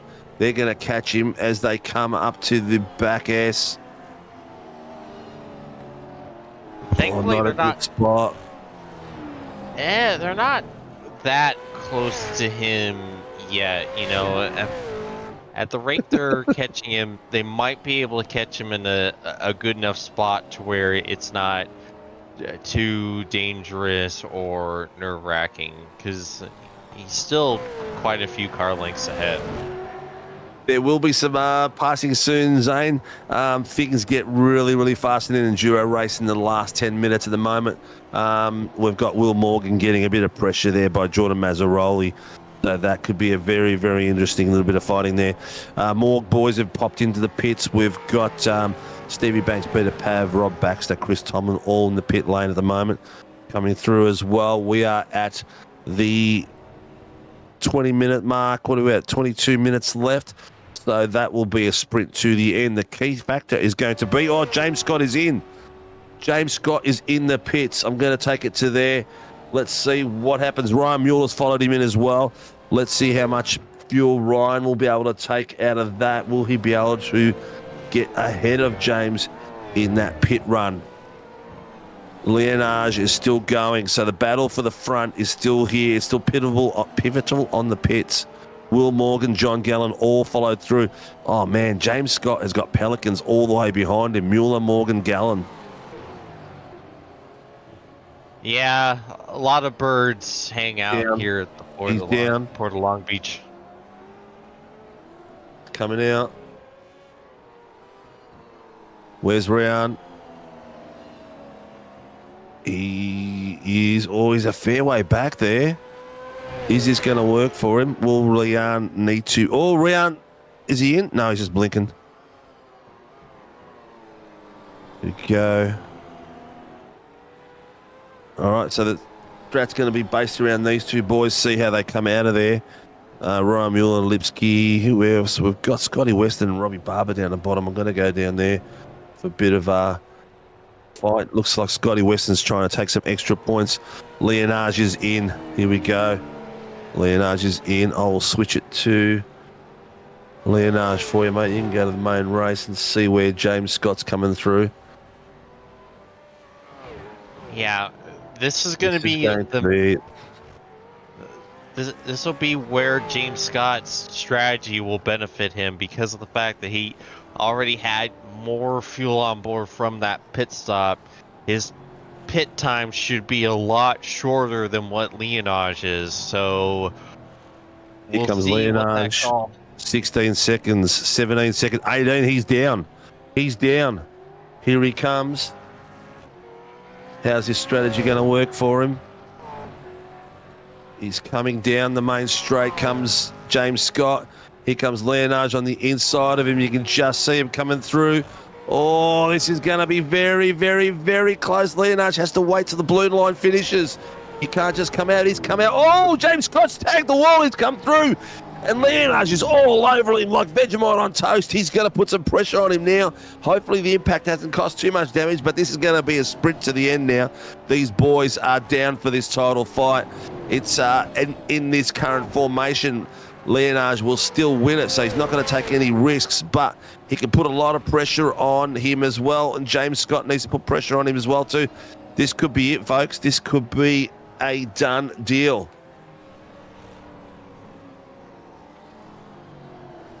Oh, yeah. Here we go. At the moment, we can't outcount. What was that? Lap 23 is when Jordan Mazzaroli went in the pits. He is in provisional position at the moment at the front of the field, 29 seconds ahead. So he may factor in this at some point as well with 18 minutes to go. Could you imagine if Jordan Mazzaroli made it all the way on a fuel strat and just stole it up these two?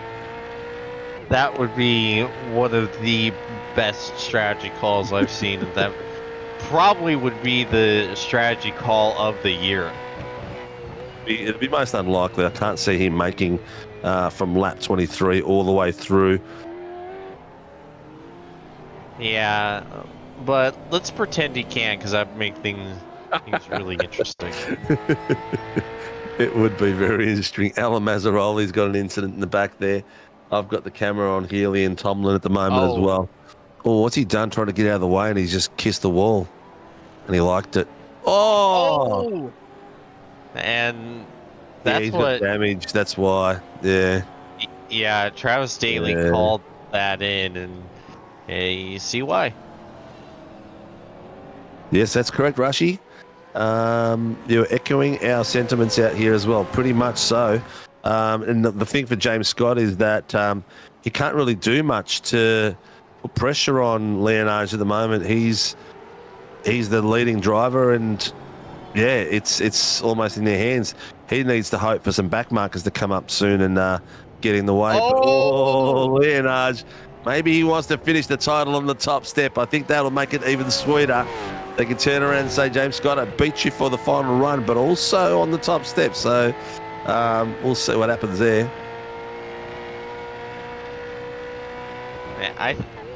Ryan was so close to rear James Scott's car that I think he was actually phasing into the bumper. Tell you what, is that his paint? Yeah, it's his paint scheme. Travis Daly's car looks a bit lopsided, but it's his paint scheme. Oh, car 4, drive-through penalty.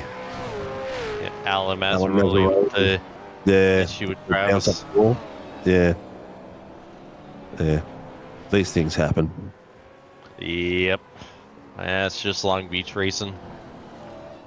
Yeah, this is it's good. They're probably having a heap of fun out there, dragging each other like crazy. Look at the pace between these two boys. They're still sitting at they're doing 122s at the moment, these boys. And Jordan Mazzaroli is still out there in his own. Oh, he's just gone to pits now. Mazzaroli is in the pit. So that's blown up our fantasy game. I've got him on the bottom screen for you, mate. And these boys are going to come around. There's not much he's going to be able to do. I don't think he's going to be able to impact them in any way unless he comes out right in the middle of the two of them and causes a bit of a havoc. Nope. He's down. He's already down. Yeah, they're already gone, which means they're already gone. Our talking point. No, there goes our fantasy. All gone. We've got James Scott leading it out there, ladies and gentlemen, with 15 minutes to go. Round Leonage in second place, but leading the championship at this point. by 12 points with the fastest lap in his pocket at this point. There's not much James Scott can do to take this title away from him unless something happens with a back marker or Round blows his engine, but at this point it's very unlikely. They are racing all the way to the end from this point onwards. I think Ryan Mueller will be happy driver to finish third to very fast guys like James Scott and Ryan Leonage for the title. Yeah. Oh, God, can you imagine if Leonage got penalties for contact? Wow. Yeah. That would... Did reckon he just heard me and backed off? Keep it clean, dude. Keep it clean. Oh, yeah. Nah, see, these guys are fast and they really know to extract as much as they can of this track, don't they? Yeah, like it's that's what I was talking about earlier about the courage and having the ability and the guts to just keep driving on the edge at a place where the edge is a certain doom. So yeah. I tell you what. Sorry to interject there. I'm just looking at the lap times, and Ryan Mueller and Will Morgan, their lap times are very, very, very close to what James Scott and Leonage are doing. These boys, to get to the next level, just need to get consistency in. We could have a hell of a title fight for season 4. Just some consistency out of them, because that's the difference between Leonage and Scott, between Mueller and Morgan. Leonage and Scott hit their apexes, hit their braking points, hit their gear changes, their pedal inputs, braking, so they're always consistent coming through. Once these two boys get that, they're going to be just as fast. Yeah, that's the big step, because going fast is one thing, but to be continually fast is a whole nother path of development. And so far they're making some great strides on that path of development. So like you said, wonder what they're gonna have for these two here come next season. Yeah, exactly. Battles are there's still a couple of battles here and there. I'll go down to Brett Taylor in the bottom screen, our famous Tasmanian that's living in Geelong right now. So he's swapped Geelong for Tasmania. Great bit of fun he's having there with Cowie and Robbie Baxter and Martin Lipsky and Andrew Cowan. But yeah, as I always change it, as we move from one to another, they just decide they're going to gap it out again. Lipsky's just been passed by Cowan. Cowan's having to go with the modified front end. Looks like he's driving a stock car. Oh, they're going to be side by side again. Oh. Whoa! Oh, look at that. Oh, no. They're in front of the leaders. Get out of the way, dude. Get out of the way. Oh, look at these. They boxed Leonage. What are they doing? And Leonage has damage. Oh, get out of the way, lads. What are you doing? That is wow. Look at Lipsky's still going. It's like, Lipsky, just think about your breaking point markers, mate. That's it. That was a bit loose between him and Cowie. I think Lipsky just went for it a bit too loosely, eh? There's no other way of putting it. Yeah. Well, that could have been defining moments. James Scott would have been watching his rearview mirror going, look at that, right in front of the leaders. And you see Leonage hits the back of Scott, and he's got damage from that. The front, nose of that Mustang is pushed in. That was almost a classic. God, can you imagine if Leonard's car got busted up there and he couldn't drive anymore?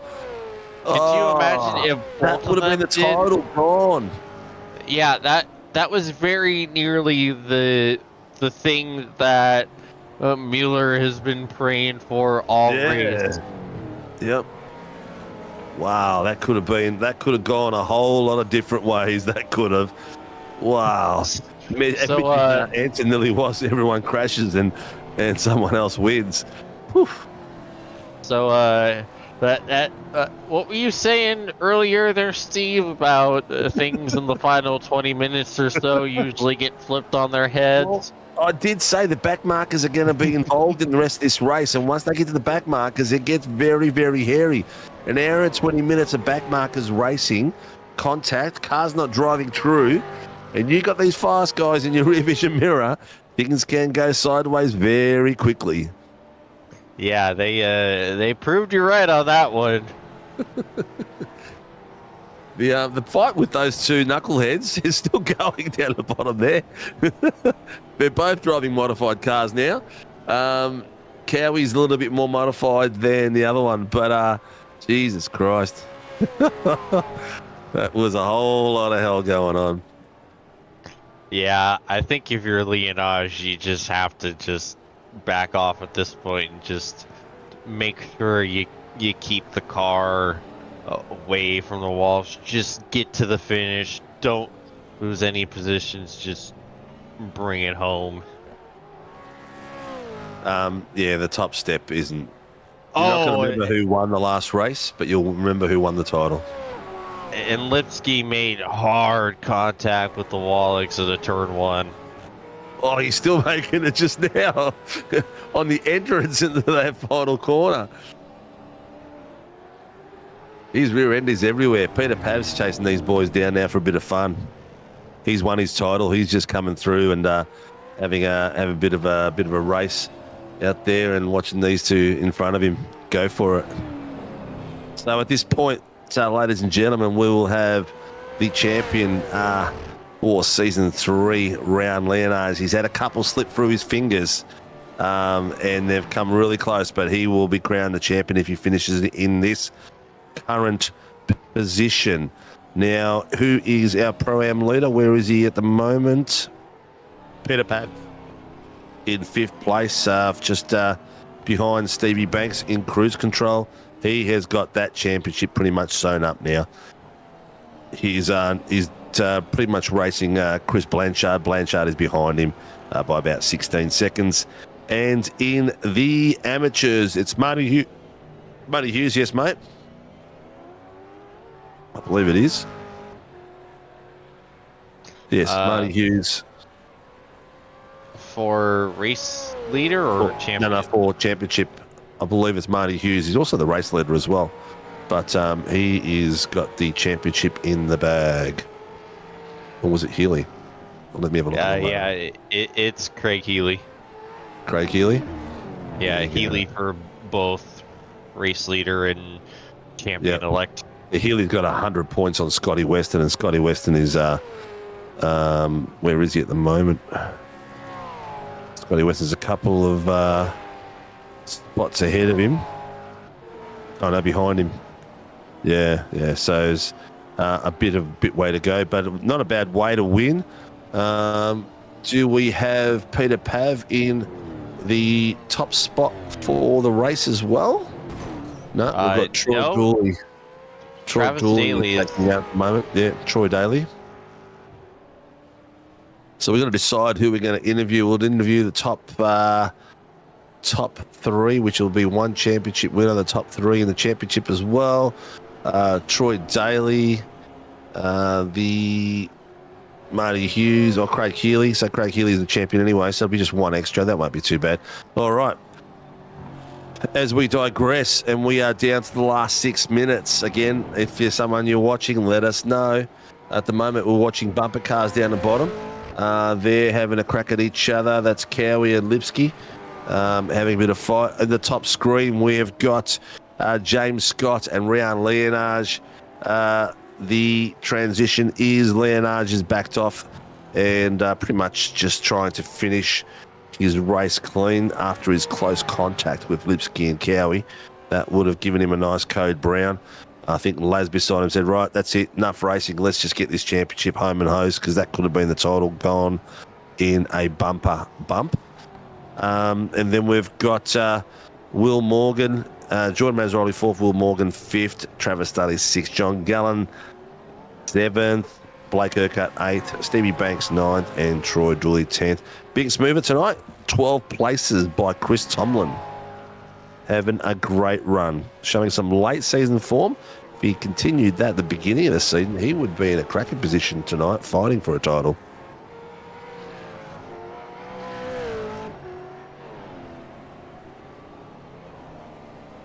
Meanwhile, that bottom battle has not cooled down. He's Not at all. still throwing haymakers at each other. Yeah. Oh, someone. One of the Pellies went off into the wall, but couldn't quite make out who. Ah, there. Oh.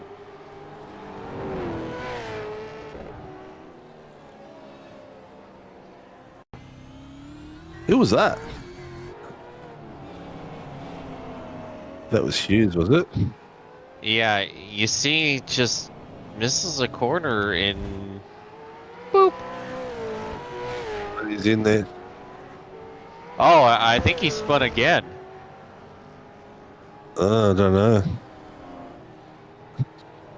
See a terrible, awful, no good, very bad lap from Marty Hughes.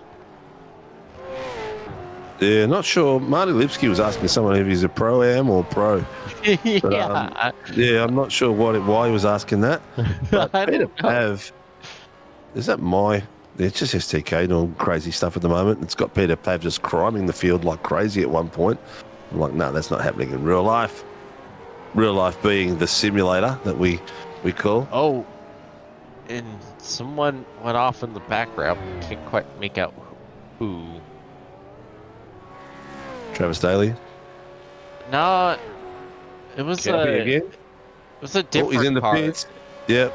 I think it was Cowie again, because he's either tried to... No, right here it's Die.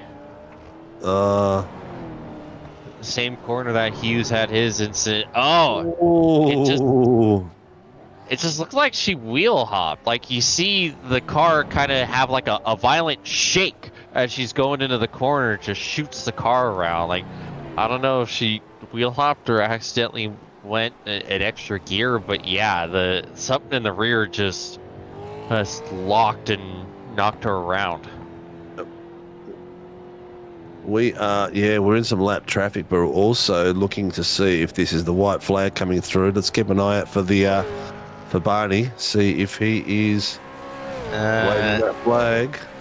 I don't believe so. No, he wasn't. No, he was up there, but he wasn't waving it. So we've got one more go. Front and suspension broke, locked up, have hit the wall a fair bit tonight. Yes, my friend, you had been doing some concreting out there. Oh, a big incident!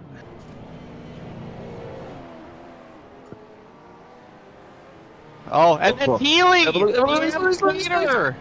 Oh, they've just been both told to move right in front of James away. They nearly got tangled up with them. Oh my God, that was so close. Oh, I think it was Healy and Peter Pav. Two of our champions crashing into each other. I think they've both got it in the bag, so I'm not sure what they're worried about. Yeah, and that looks like it cost Healy the win, because Tomlin has had to make his way past with all that. So I think we're going to be doing an extra interview now. Got the AM win at the moment, so he's taken the glory away from Healy at this point. Healy was going to win the title and get the top spot. Peter Pav has gone in the pits. He's got it pretty much in the bag anyway on Blanchard.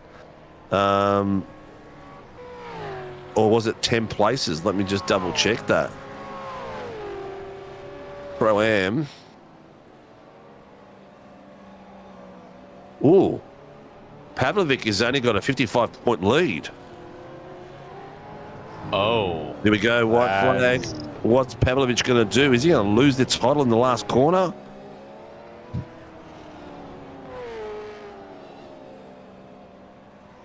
Where'd he go? Oh, no. 1, 2, 3. Only 4 spots. That's not too bad.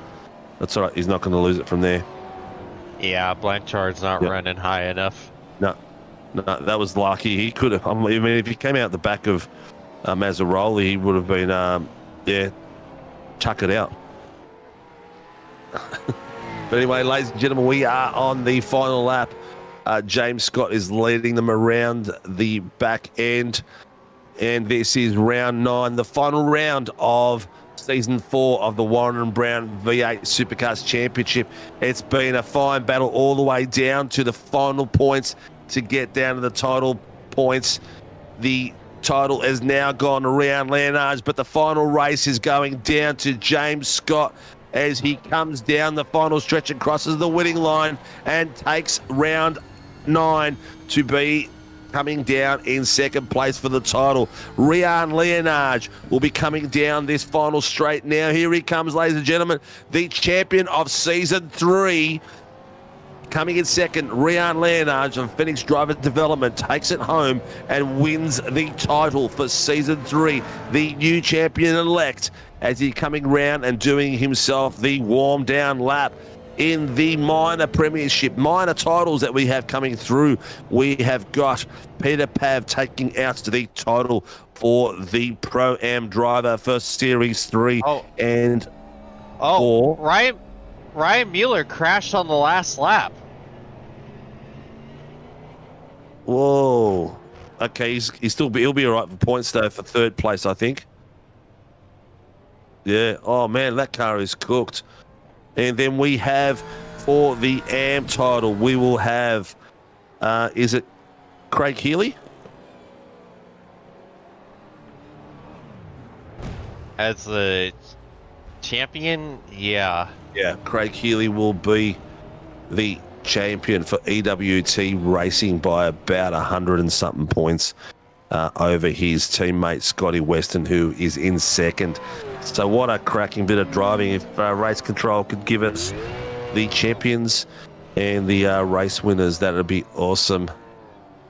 Oof, tell you what, in the end, bit of extra fun, bit of extra juice. Those back markers nearly gave us something extra to watch. So that was going to be pretty interesting. Looks like James Scott has run out of fuel down the back end of the field.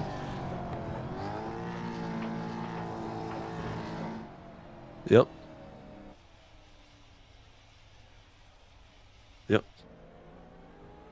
Rian must be in the pits because I'm not picking him up on screen. Yep. So we've had an absolute spectacular run here. Good to see the championship being fought out all the way to the final round. Nothing better than seeing a championship go down the final round. It just gives you that bit of extra spice, and we nearly saw it go completely in a different direction with Cowan and Lipsky almost getting involved with the leaders. All right, let's get some scores on the board. Let's get some boys in the green room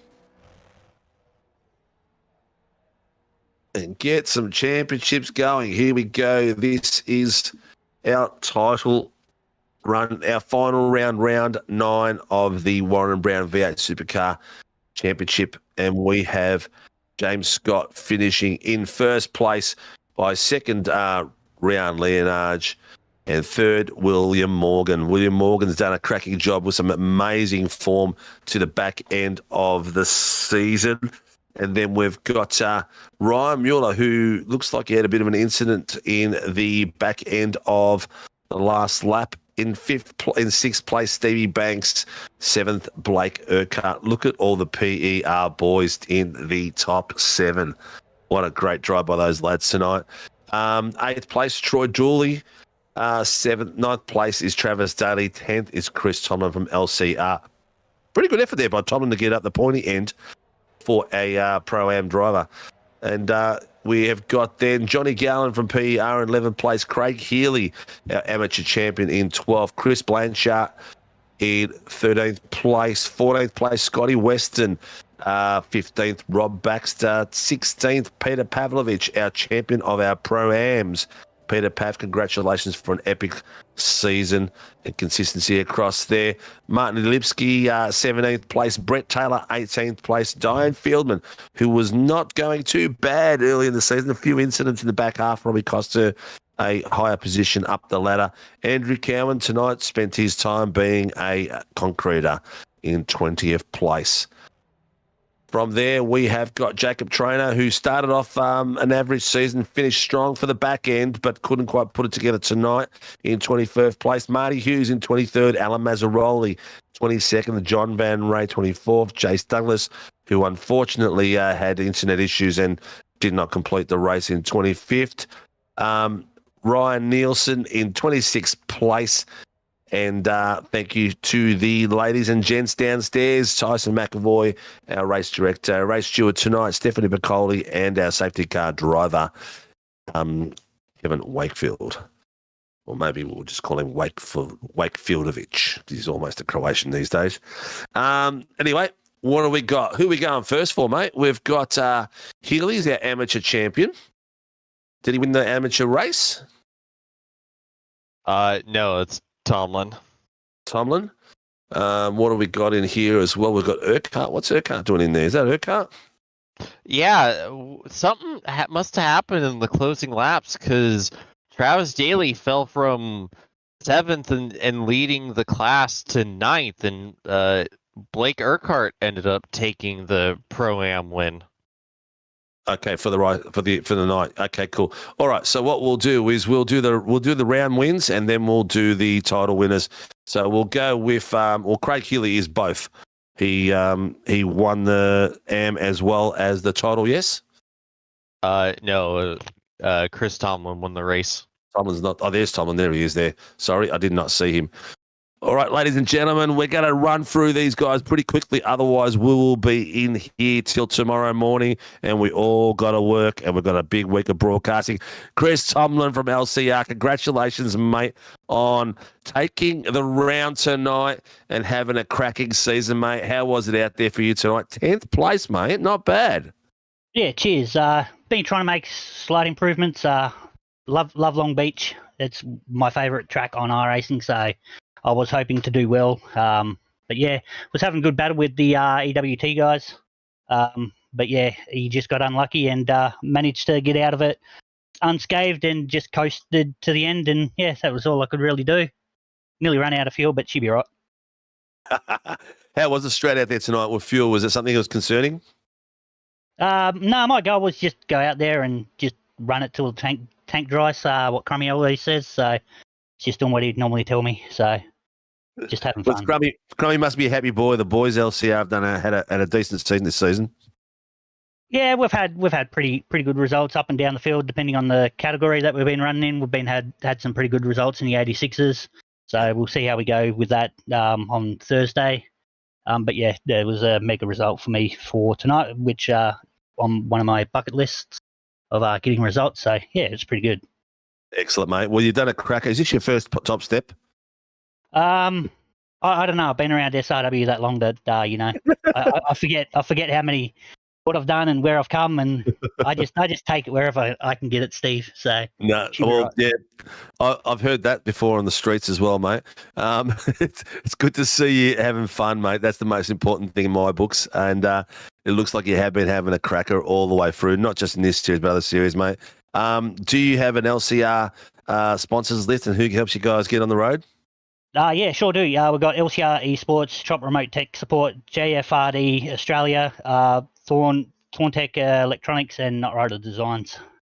Excellent, mate. Well, congratulations, dude. Have a nice coldie after this one, mate, because you deserve it. It was a cracking night out there, and well done. And see you on track next season. I know you're going to be back here because you're having a blast. Will do, Steve. Cheers. Thanks, guys. Cheers, buddy. All right, so for the AM title winner, we have got Craig Healy from EWT, who has had an absolute perler of a season of consistency across all the races we've got. He's got his fast teammates around him as well that haven't been around all season. But Craig Healy, you are the Warren and Brown V8 Supercars AM champion for season 3. Congratulations, mate. Fantastic. Thanks, fellas. Mate, that was intense, that last race. I was shitting bricks, to be honest. How were the walls, mate? Was that your main concern, or was it your teammates around you? No, the teammates around me were okay. Yeah, it's just the walls. You lose it there, and there's no forgive. Like, you hit the wall, you're gone. So, yeah, just trying to keep it consistent in each lap. Try not to spin the wheels too much, save the tyres, and, yeah, concentrating like there's no tomorrow. Well, you pretty much had it in the bag, mate. So there wouldn't have been that title pressure, just more like trying to get nothing better than winning the title and winning the round, eh? Yeah, I was nearly there, but Pav and I had a little bit of indiscretion a couple laps in to go, but that's what it is, you know. It's racing. When you're racing for position at the end, this is what it is, you know. Mistakes are made sometimes. That's what it is. Well, But, it's just like any sport, yeah. Mistakes. People make mistakes. That's how games are won and lost, and that's how it crumbles. Yeah, at the end of the day, you know, you get heated when it happens, but, you know, when you look back at it, you think, well, yeah, you know, everyone makes mistakes, so you just let it go and move on to the next round. Yeah, we'll have a bit of a laugh and giggle at each other in Discord later on, mate. Well, mate, it's been a cracking season for you. You had this in the bag pretty much. I think it was guaranteed after last week's round. But how has the season been for you? What any highlights out there, or has it just been hard work? What's been the strategy for you? I've had a few highlights. Winning in the rain at Okayama, that was a highlight. Yeah. I'm not real good in the rain, but I managed to win that round for the AMs. So I was pretty happy with that. And I was just keep consistent all season. I was just trying to keep consistent, finish up the top end of the AMs, and hopefully bring home the trophy, which I have. And I'm absolutely stoked over it. I think Brett's doing a nudie run, actually, told me. So. Well, it's going to be one of my questions. Is he going to take one for the team and do a nudie run? I know he's a man Tasmanian, lives in Geelong, and any chance to do a nudie run's a nudie run for him. That's it. I should have warned me. Forewarned me. I would have got my missus to get some photographers down from the Herald Sun. There's a Tasmanian tiger loose in Geelong. Yeah, no, we've had a pretty good season for the team. I said the other boys were on holidays and Brett was on holidays, so they missed a few rounds. So yeah, I was probably. To be honest, I think Scotty would have won it if he was around, and Brett would have been up there as well. So, but it is what it is, and I'm stoked. I got bragging rights, so I'm happy. You got bragging rights, and it's the first title for the new team as well, EWT. Yep, first title for the team. We're absolutely stoked with that. We've been working hard. We're only a small team, so it's great. How the goosebumps, mate? Is the adrenaline rushing? Can you feel it in your toes and your fingers? Well, I'm supposed to get up at 4:30 to go to work tomorrow, but you know what? I might have to. You're not going to get any sleep. Well done, mate. Who gets EWT on track, buddy? Mate, GMK Logistics, who've been with us since the beginning, so a big thank you to them. Aid Training, All Things Hearing, and Racecast Simulations. Also, I'd like to thank my teammates, Scott Weston and Brett Taylor, and also SRW League for putting on the league, and you guys for the commentating, and all the behind the scene guys in race control and do all the stats. So thanks very much to everyone. Excellent, mate. Well, glad to hear you having fun, mate. You're going to be peaking for a few hours. I reckon call in work and pull a sickie, mate. Congratulations. All right. Thanks, fellas. Much appreciated. No, take it easy, brother. See you, boys. All right, mate. Mr. Watson, who are we going to drag next? We've got, did Peter Pav win the round? No, Urquhart won the Pro-Am round, didn't he? Yes. Yes. Do you got any questions for either of these boys? I think I do. Okay, which one do you want? I'll take Urquhart. All right. Ladies and gentlemen, the round winner for the Pelicans out there having an absolute blast. Mr. Blake Urquhart, congratulations, mate. We got Mr. James Watson lining you up for a heap of questions. Well done, buddy. Thanks, mate. Well, it's a bit shocked to be up here. It's been a long time coming. Yeah, you kind of came out of nowhere there in the last couple laps to take the win. Take us through what happened in the closing seconds of the race to get the lead of the class and get it by quite a bit. You ended up winning by 5 seconds over Troy Dooley. Yeah, I kind of feel safe in the first and the second stint, and then halfway through the second stint, I kind of just keep pushing forward, and probably with the last lap to go, I was like, I don't think I'm going to have enough fuel. I crossed the last lap of 0.6, so I saved 0.6 on the last lap, and yeah, made it home by that margin, what is quite surprising. And that was a lot of clutching on the way home, so that stopped to be here. Yeah, and a good recovery too, because we saw you missing your front bumper there early on in the race. What happened to make you lose it? I hit a corner as Douglas came out of this third last corner. I hit the wall. I was a bit frightened of him, so I hit the wall and my bumper went flying down the main straight, as you probably would have seen that. But yeah, that's heck of a drive to keep so much speed with the damaged car. Just take us through the difficulties just trying to survive a lap at this place alone, an hour and 20 minutes. with left hand down in the first stint, it was a bit hard. Especially Just with wars, in general. yeah, with wars left and right of you, you know, it's just like Gold Coast. You know, you just got to survive. You know, that hour and 20 minutes. It's yeah, good fun. It was just trying to keep it off the wall, and you know, you're gonna have a good result, especially around this track. As you all know, if you do it well and keep off the fence, you're going to get results, and that's what happened to us tonight. What is good. Yeah, that you did. Incredible job to bring home the win tonight. Any sponsors, plugs, and shout-outs you'd like to give out? Yeah, I'd like to thank all the PER guys in the team for helping us through the season. Majors Garage. We've got Truck Racer, 8 Rivers Photographs, and W Energy Drinks. Alrighty, Blake. Well, we appreciate you, and hopefully we're talking to you again next season. Thanks, boys. Hopefully we're here next season. Excellent, mate. Well done, Blake. Congratulations, mate. Stellar effort, mate. Cracking out Thanks. there. Enjoy the fun and see you next season, buddy. Thanks, boys. You too.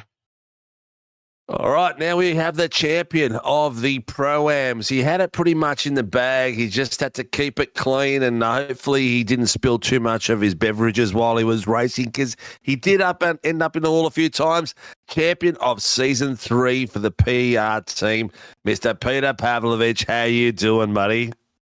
I'm doing really, really good. Is there adrenaline rush there, man, or were you just cruising through that and knew you had it in the bag? I was pretty much cruising, and then kind of started panicking there at the end. Kind of ran out of fuel. And is that what it was? Yeah. So in the gist of trying to figure out if I had fuel to do another lap or not, I kind of ran wide on one of the corners, got into the marbles, and took out Craig. Unfortunately. Well, mate, you came out 5 places behind Blanchard at one point, and we thought, man, he does more than 10 places. He's lost this. So when you went into pits, well, I was frantically looking to see where you're coming out, because you could have quite easily come out the back end after that. And I'm like, what the hell's going through his brain here? That must have been Code Brown at that point when you were realising Blanchard wasn't that far behind you, and you had a bit of a rumble on the go.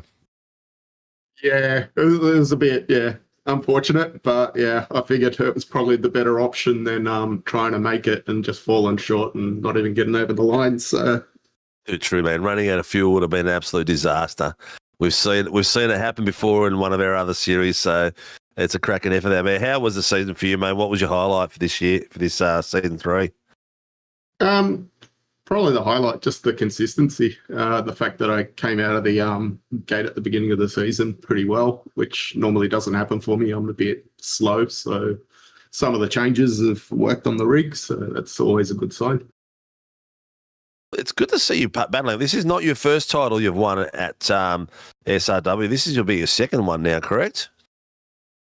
No, it's the first one. The other ones it is the first one. I thought you won one beforehand. No, I came second and third, I'm pretty sure. Oh, so this is a mighty big one for you, mate, and another title for the PR boys, which is awesome. So, is there going to be a bit of celebration? Was there a bit of fist pumping as you crossed the line? Yeah, there was one-handed reverse donuts happening. I love it, mate. I love it. Well, it's good to see you finally get a reward, mate. You've been battling in it for a while out there, and you've had some close racing where you could have won a championship and missed out, but to finally get one, that's spectacular. Absolute legend, mate. You've been with us for a long time, all the way to I remember the first time you came out for a practice session with myself, Dean, J-Mac, and we ended up doing smash-up derbies, and you thought this was just spectacular. Yeah, that was some good nights. We don't do the practice anymore. We're too bloody busy. But anyway, mate, who gets you on track and supports PR? I'd like to thank all the guys at Pacific Esports Racing, Lake Edge Holiday Units at Burra Lake in New South Wales. If you're ever looking for a holiday, it's a nice part of the world, so go check them out. Major's Garage, One Shot Pest Management in Ulladulla, Track Racer, 8 Rivers Photography, and W Energy Drinks. I hope I haven't forgotten anyone.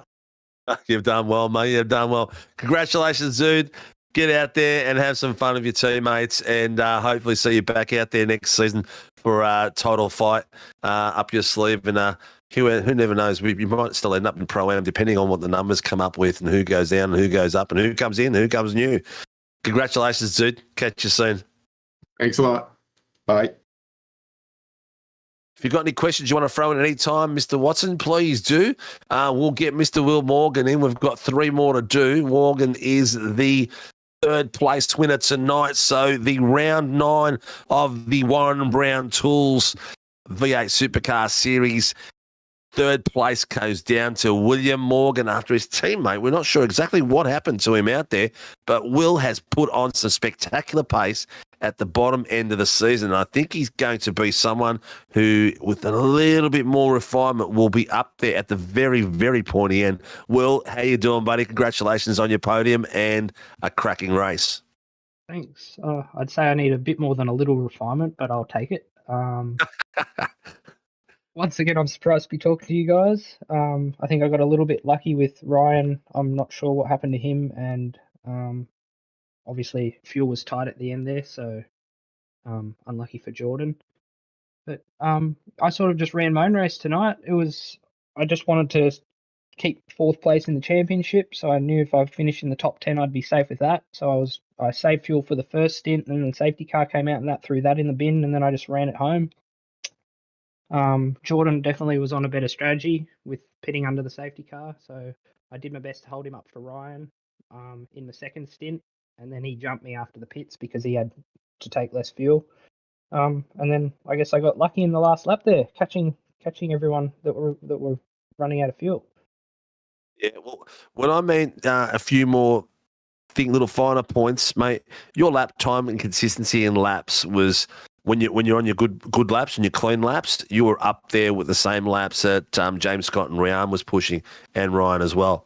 But you guys just need to just keep those laps consistent. That's all it's missing for you guys, is just smashing those lap after lap after lap. Whereas Mr. Scott and Leonards, these guys have hit them every single time. So you're not that far off them. I know it feels like a miles away, but I think you guys are getting there very, very quickly. So congratulations on a beautiful back end of the season, mate.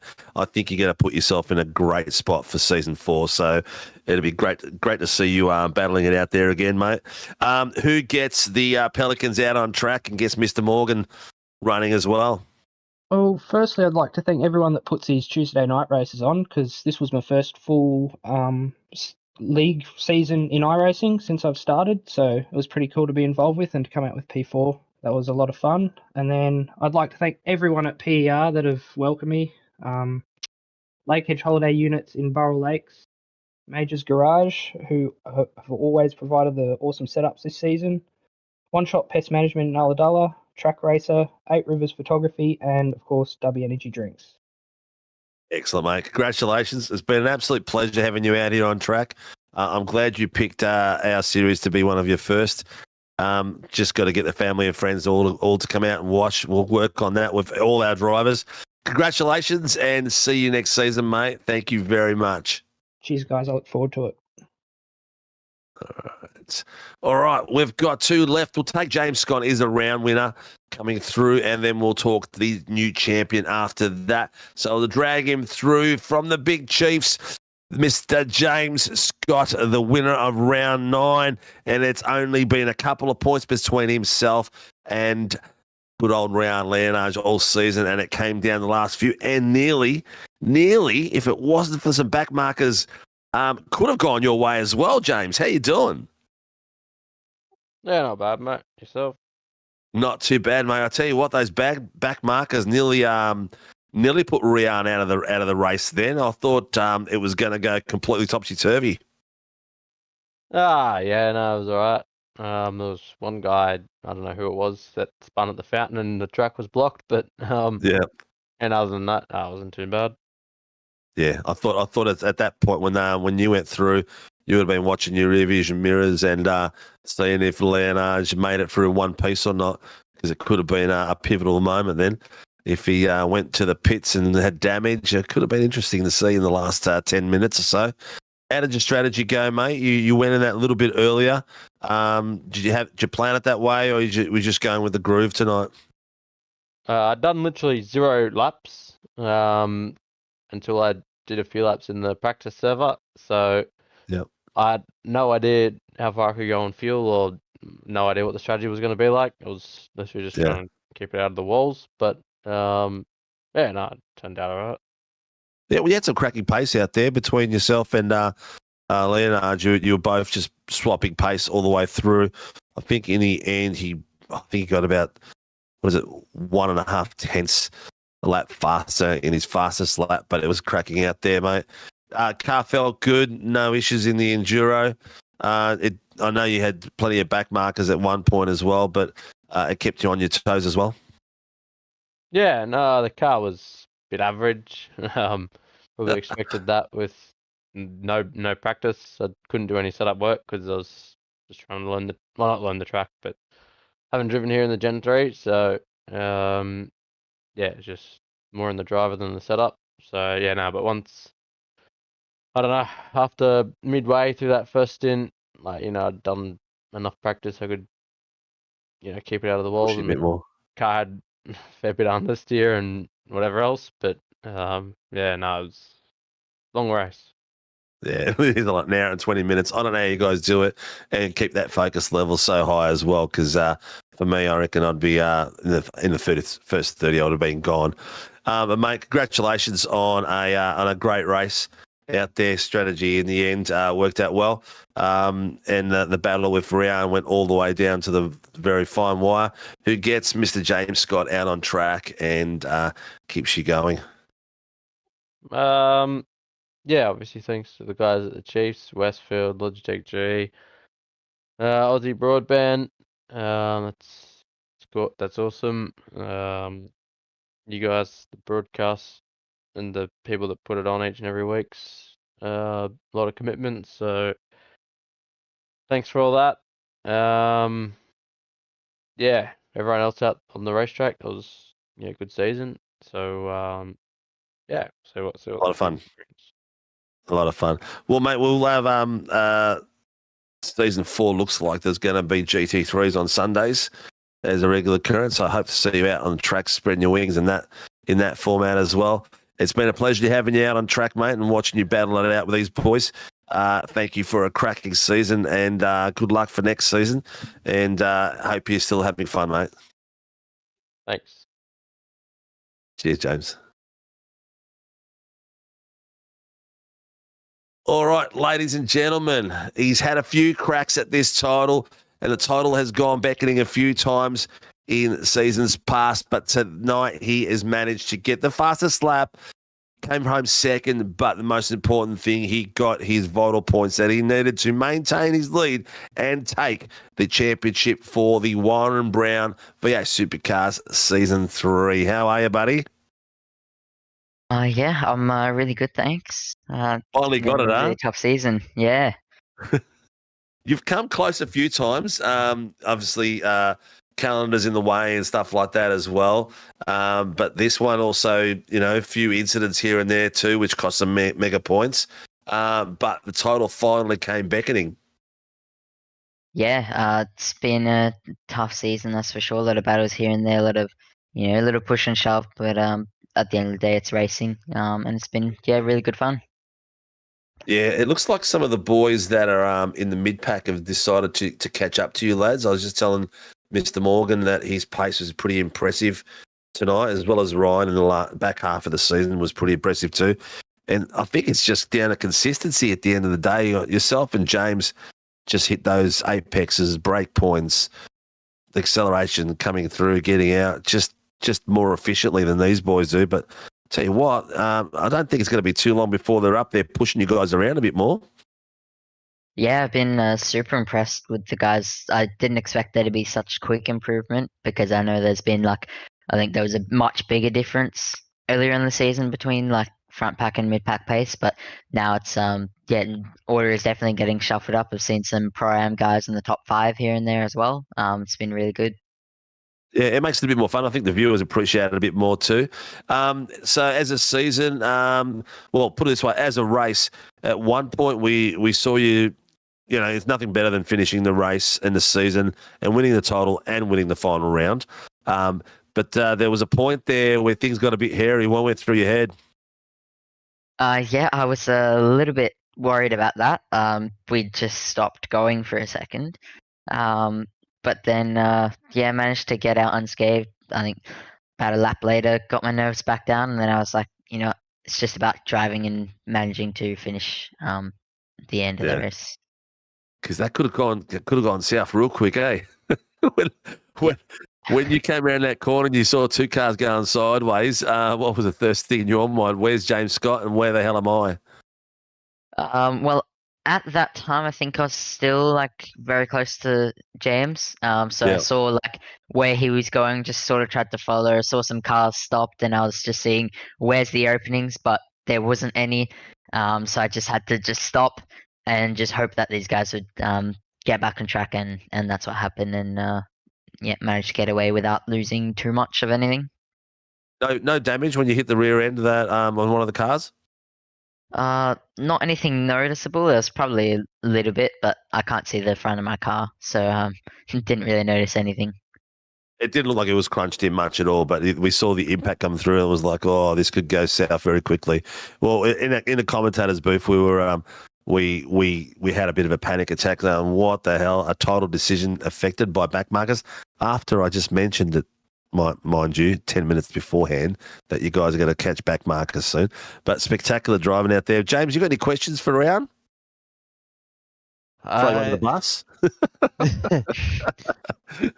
Yeah, just, take us through what goes through how you and your dad come up with the strategies, because that's what I was touching on during the race, was that how good you guys are on strategies and being able to flip the race to your advantage. Like we saw it play out perfectly round 1 at Hockenheim and last week, where you were able to go from a few seconds out to all of a sudden a few seconds ahead in the span of one pit stop.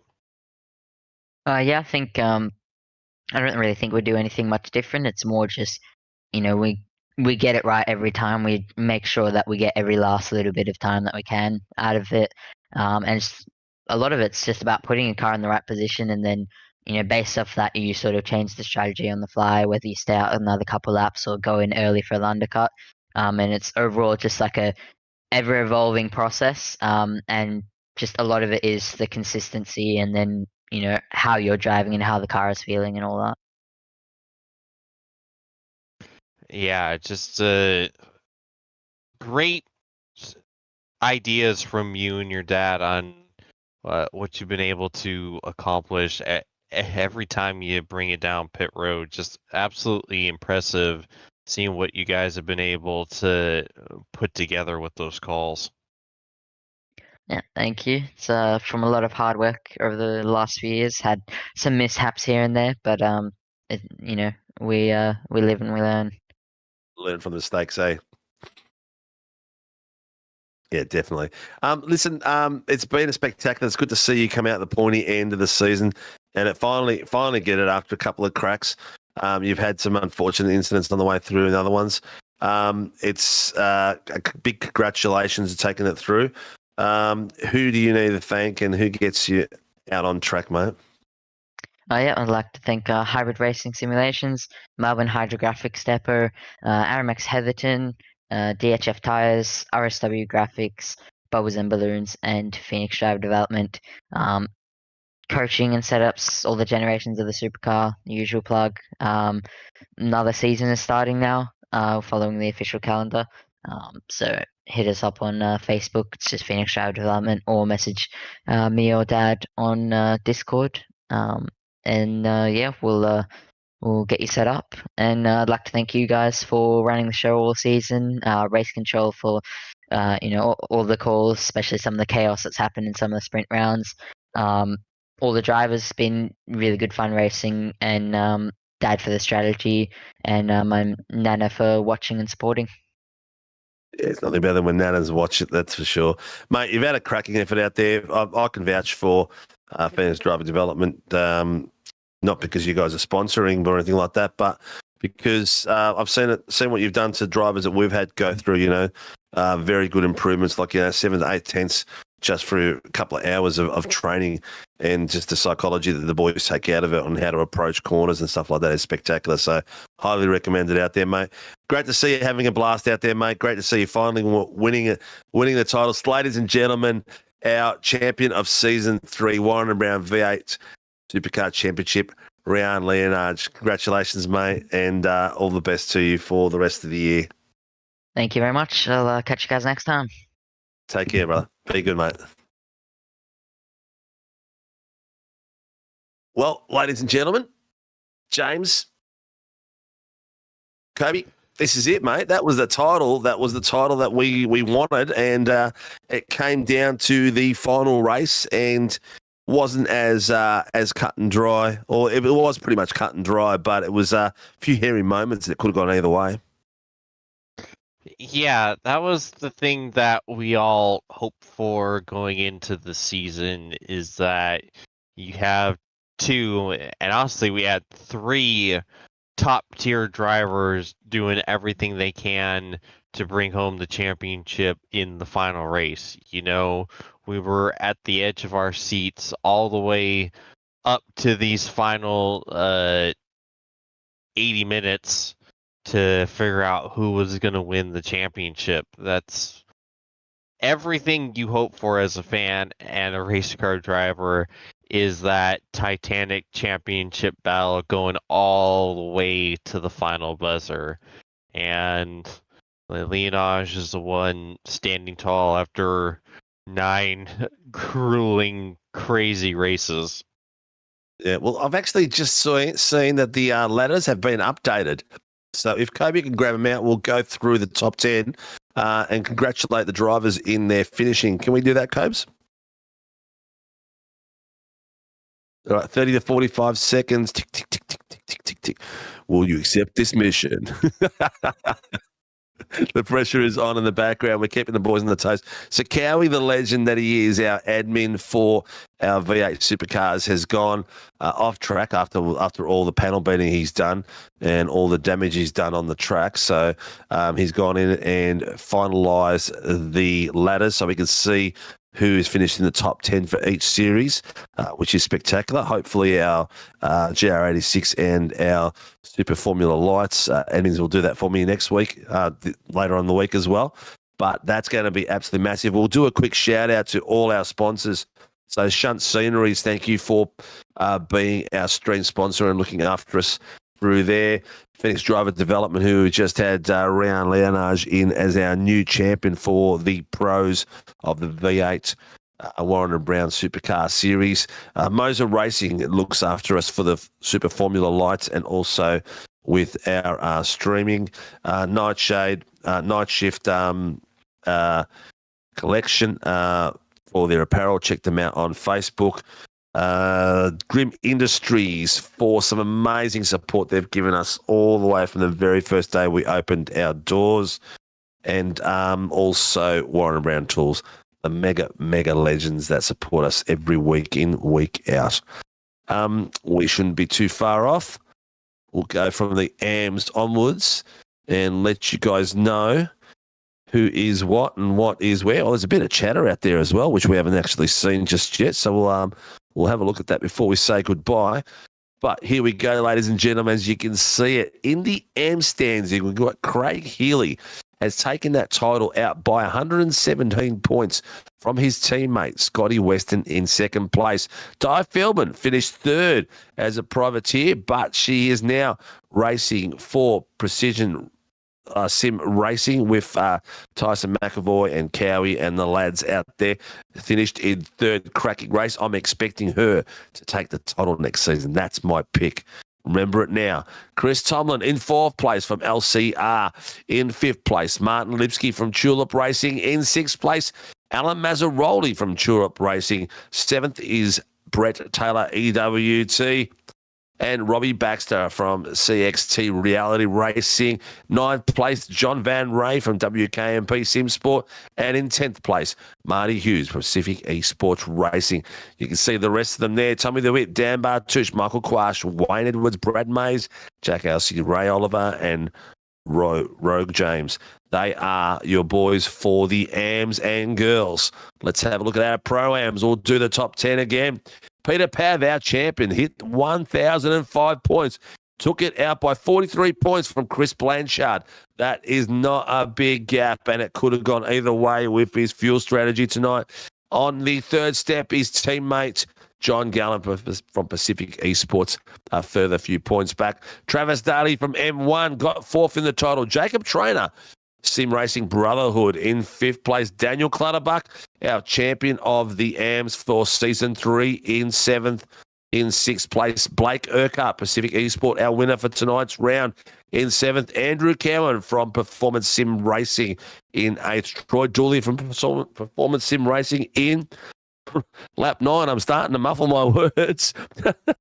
Michi Noble from Apex Esport League in 10th. Brandon Levin from SRW in 11th. Liam Amos in 12th from Sim Racing Brotherhood. Dave Arney, Pacific Esports in 13th. Jordan Williams from Dark Horse Racing in 14th. Here we at the pointy end for the pros. Ladies and gentlemen, the Warren and Brown V8 Supercars Pro Championship tonight went to Rian Leonard from Phoenix Driver Racing only by 14 points. Literally 3 positions made the difference from the title. The race was run, round 9 was won by James Scott from Chiefs Esport in second place. In third place, in the final podium position for the season, is Ryan Mueller from Pacific Esport Racing. He has had an absolute cracker and an absolute consistent season, only 18 points behind James Scott. So not a lot. That is 3 positions across a race, so not a lot involved there at all. That's how close the boys were this season. William Morgan from Pacific Esports Racing in fourth place. Jordan Mazzaroli from Tulip Racing coming hard home at the end of the season. Willie Morgan, don't forget to mention his beautiful efforts at the back end of the season, getting faster every weekend. Jordan Mazzaroli, Tulip Racing in fifth. Jace Douglas has had a cracking season, a little bit up and down, not as consistent as last, but he is the Pro-Am winner from season 2, and he has made himself in that top 6 for the season 3. Stevie Banks, the owner, one of the owners of Pacific Esports Racing, in 7th place. Ryan Nielsen, privateer, in 8th place. Troy Stonestreet, WKMP Simsports, in 9th. And Billy Mole, WKMP Simsports, in 10th place. Dylan Gray, Pacific Esports Racing, in 11th. Tim Mulford, Phoenix Racing Team, in 12th. Josh Horton, Vermilion Esports, 13th. And Jacob Lucas, Murray Performance, in 14th. That is the season gone, done, and dusted, ladies and gentlemen. Thank you very much for supporting us. Thank you to all the chatter we've had all season long from the drivers and from the followers, families, friends, everyone that's out there. We've got a lot of Pelicans having a bit of a chat here at the moment. Delwyn Toft, well done to Rian. Ryan Mueller, well done to Rian. Was good to bring it down to the last race. Really enjoyed it. Good season. racing with you all. Scotty Weston, well done, Craig. Weston's in for a bit of a jump next season. Johnny Gallen, what an up and down season. It was unfortunate for you, mate. Yeah, you did have one of those, but it's about the fun at the end of the day. I hope you enjoyed it. Grandma Lee, well done to Ryan Mueller. Great season. Grandma, you got a nice boy to be proud of there. Pelicans all round have done well, flying high. Congratulations, Peter Pav, Mr. Percival. And Johnny Glenn Blake, Mr. Whippet Pelican. Well done on the race win. Well done to you all. Mr. James, any last words when we finalise this season, mate? Your thoughts, any recaps, anything you'd like to add to all my bloody banter? Well, we saw a fantastic season, a very deserving champion, a whole lot of chaos, calamity, and some fantastic racing. And I know I was blessed to be a part of it, and I can't wait to be a part of it for next season here. Yeah, me too. Hopefully my voice won't completely disintegrate because it feels like it is tonight. But viewers, thank you very much. It's very important to us, and the support you give us out there is amazing. To the drivers out there, without them, we can't put on a show. I just wish more people would watch it to showcase their skills because they are absolute legends. All 30-plus drivers that get out of here every week, round after round. Thank you all for supporting us. If you're out and about tomorrow night, we have got the mozaracing Super Formula Lights starting at 7:50 for the final round. The final few positions of the Australian Open Wheel Nationals will be decided. We are down to the wire. One more week to go, and that will be there. Tomorrow night will be title defining as well. Some very, very tight battles in all classes. Come to see 30-plus cars. And then Thursday night, the Warren Brown GR86 Nationals is going to be absolutely epic. Again, lots of close fighting. And same as tonight, very close points too. So hope to see you all out there. Thank you for your support. Good night all. Stay safe and see you around soon.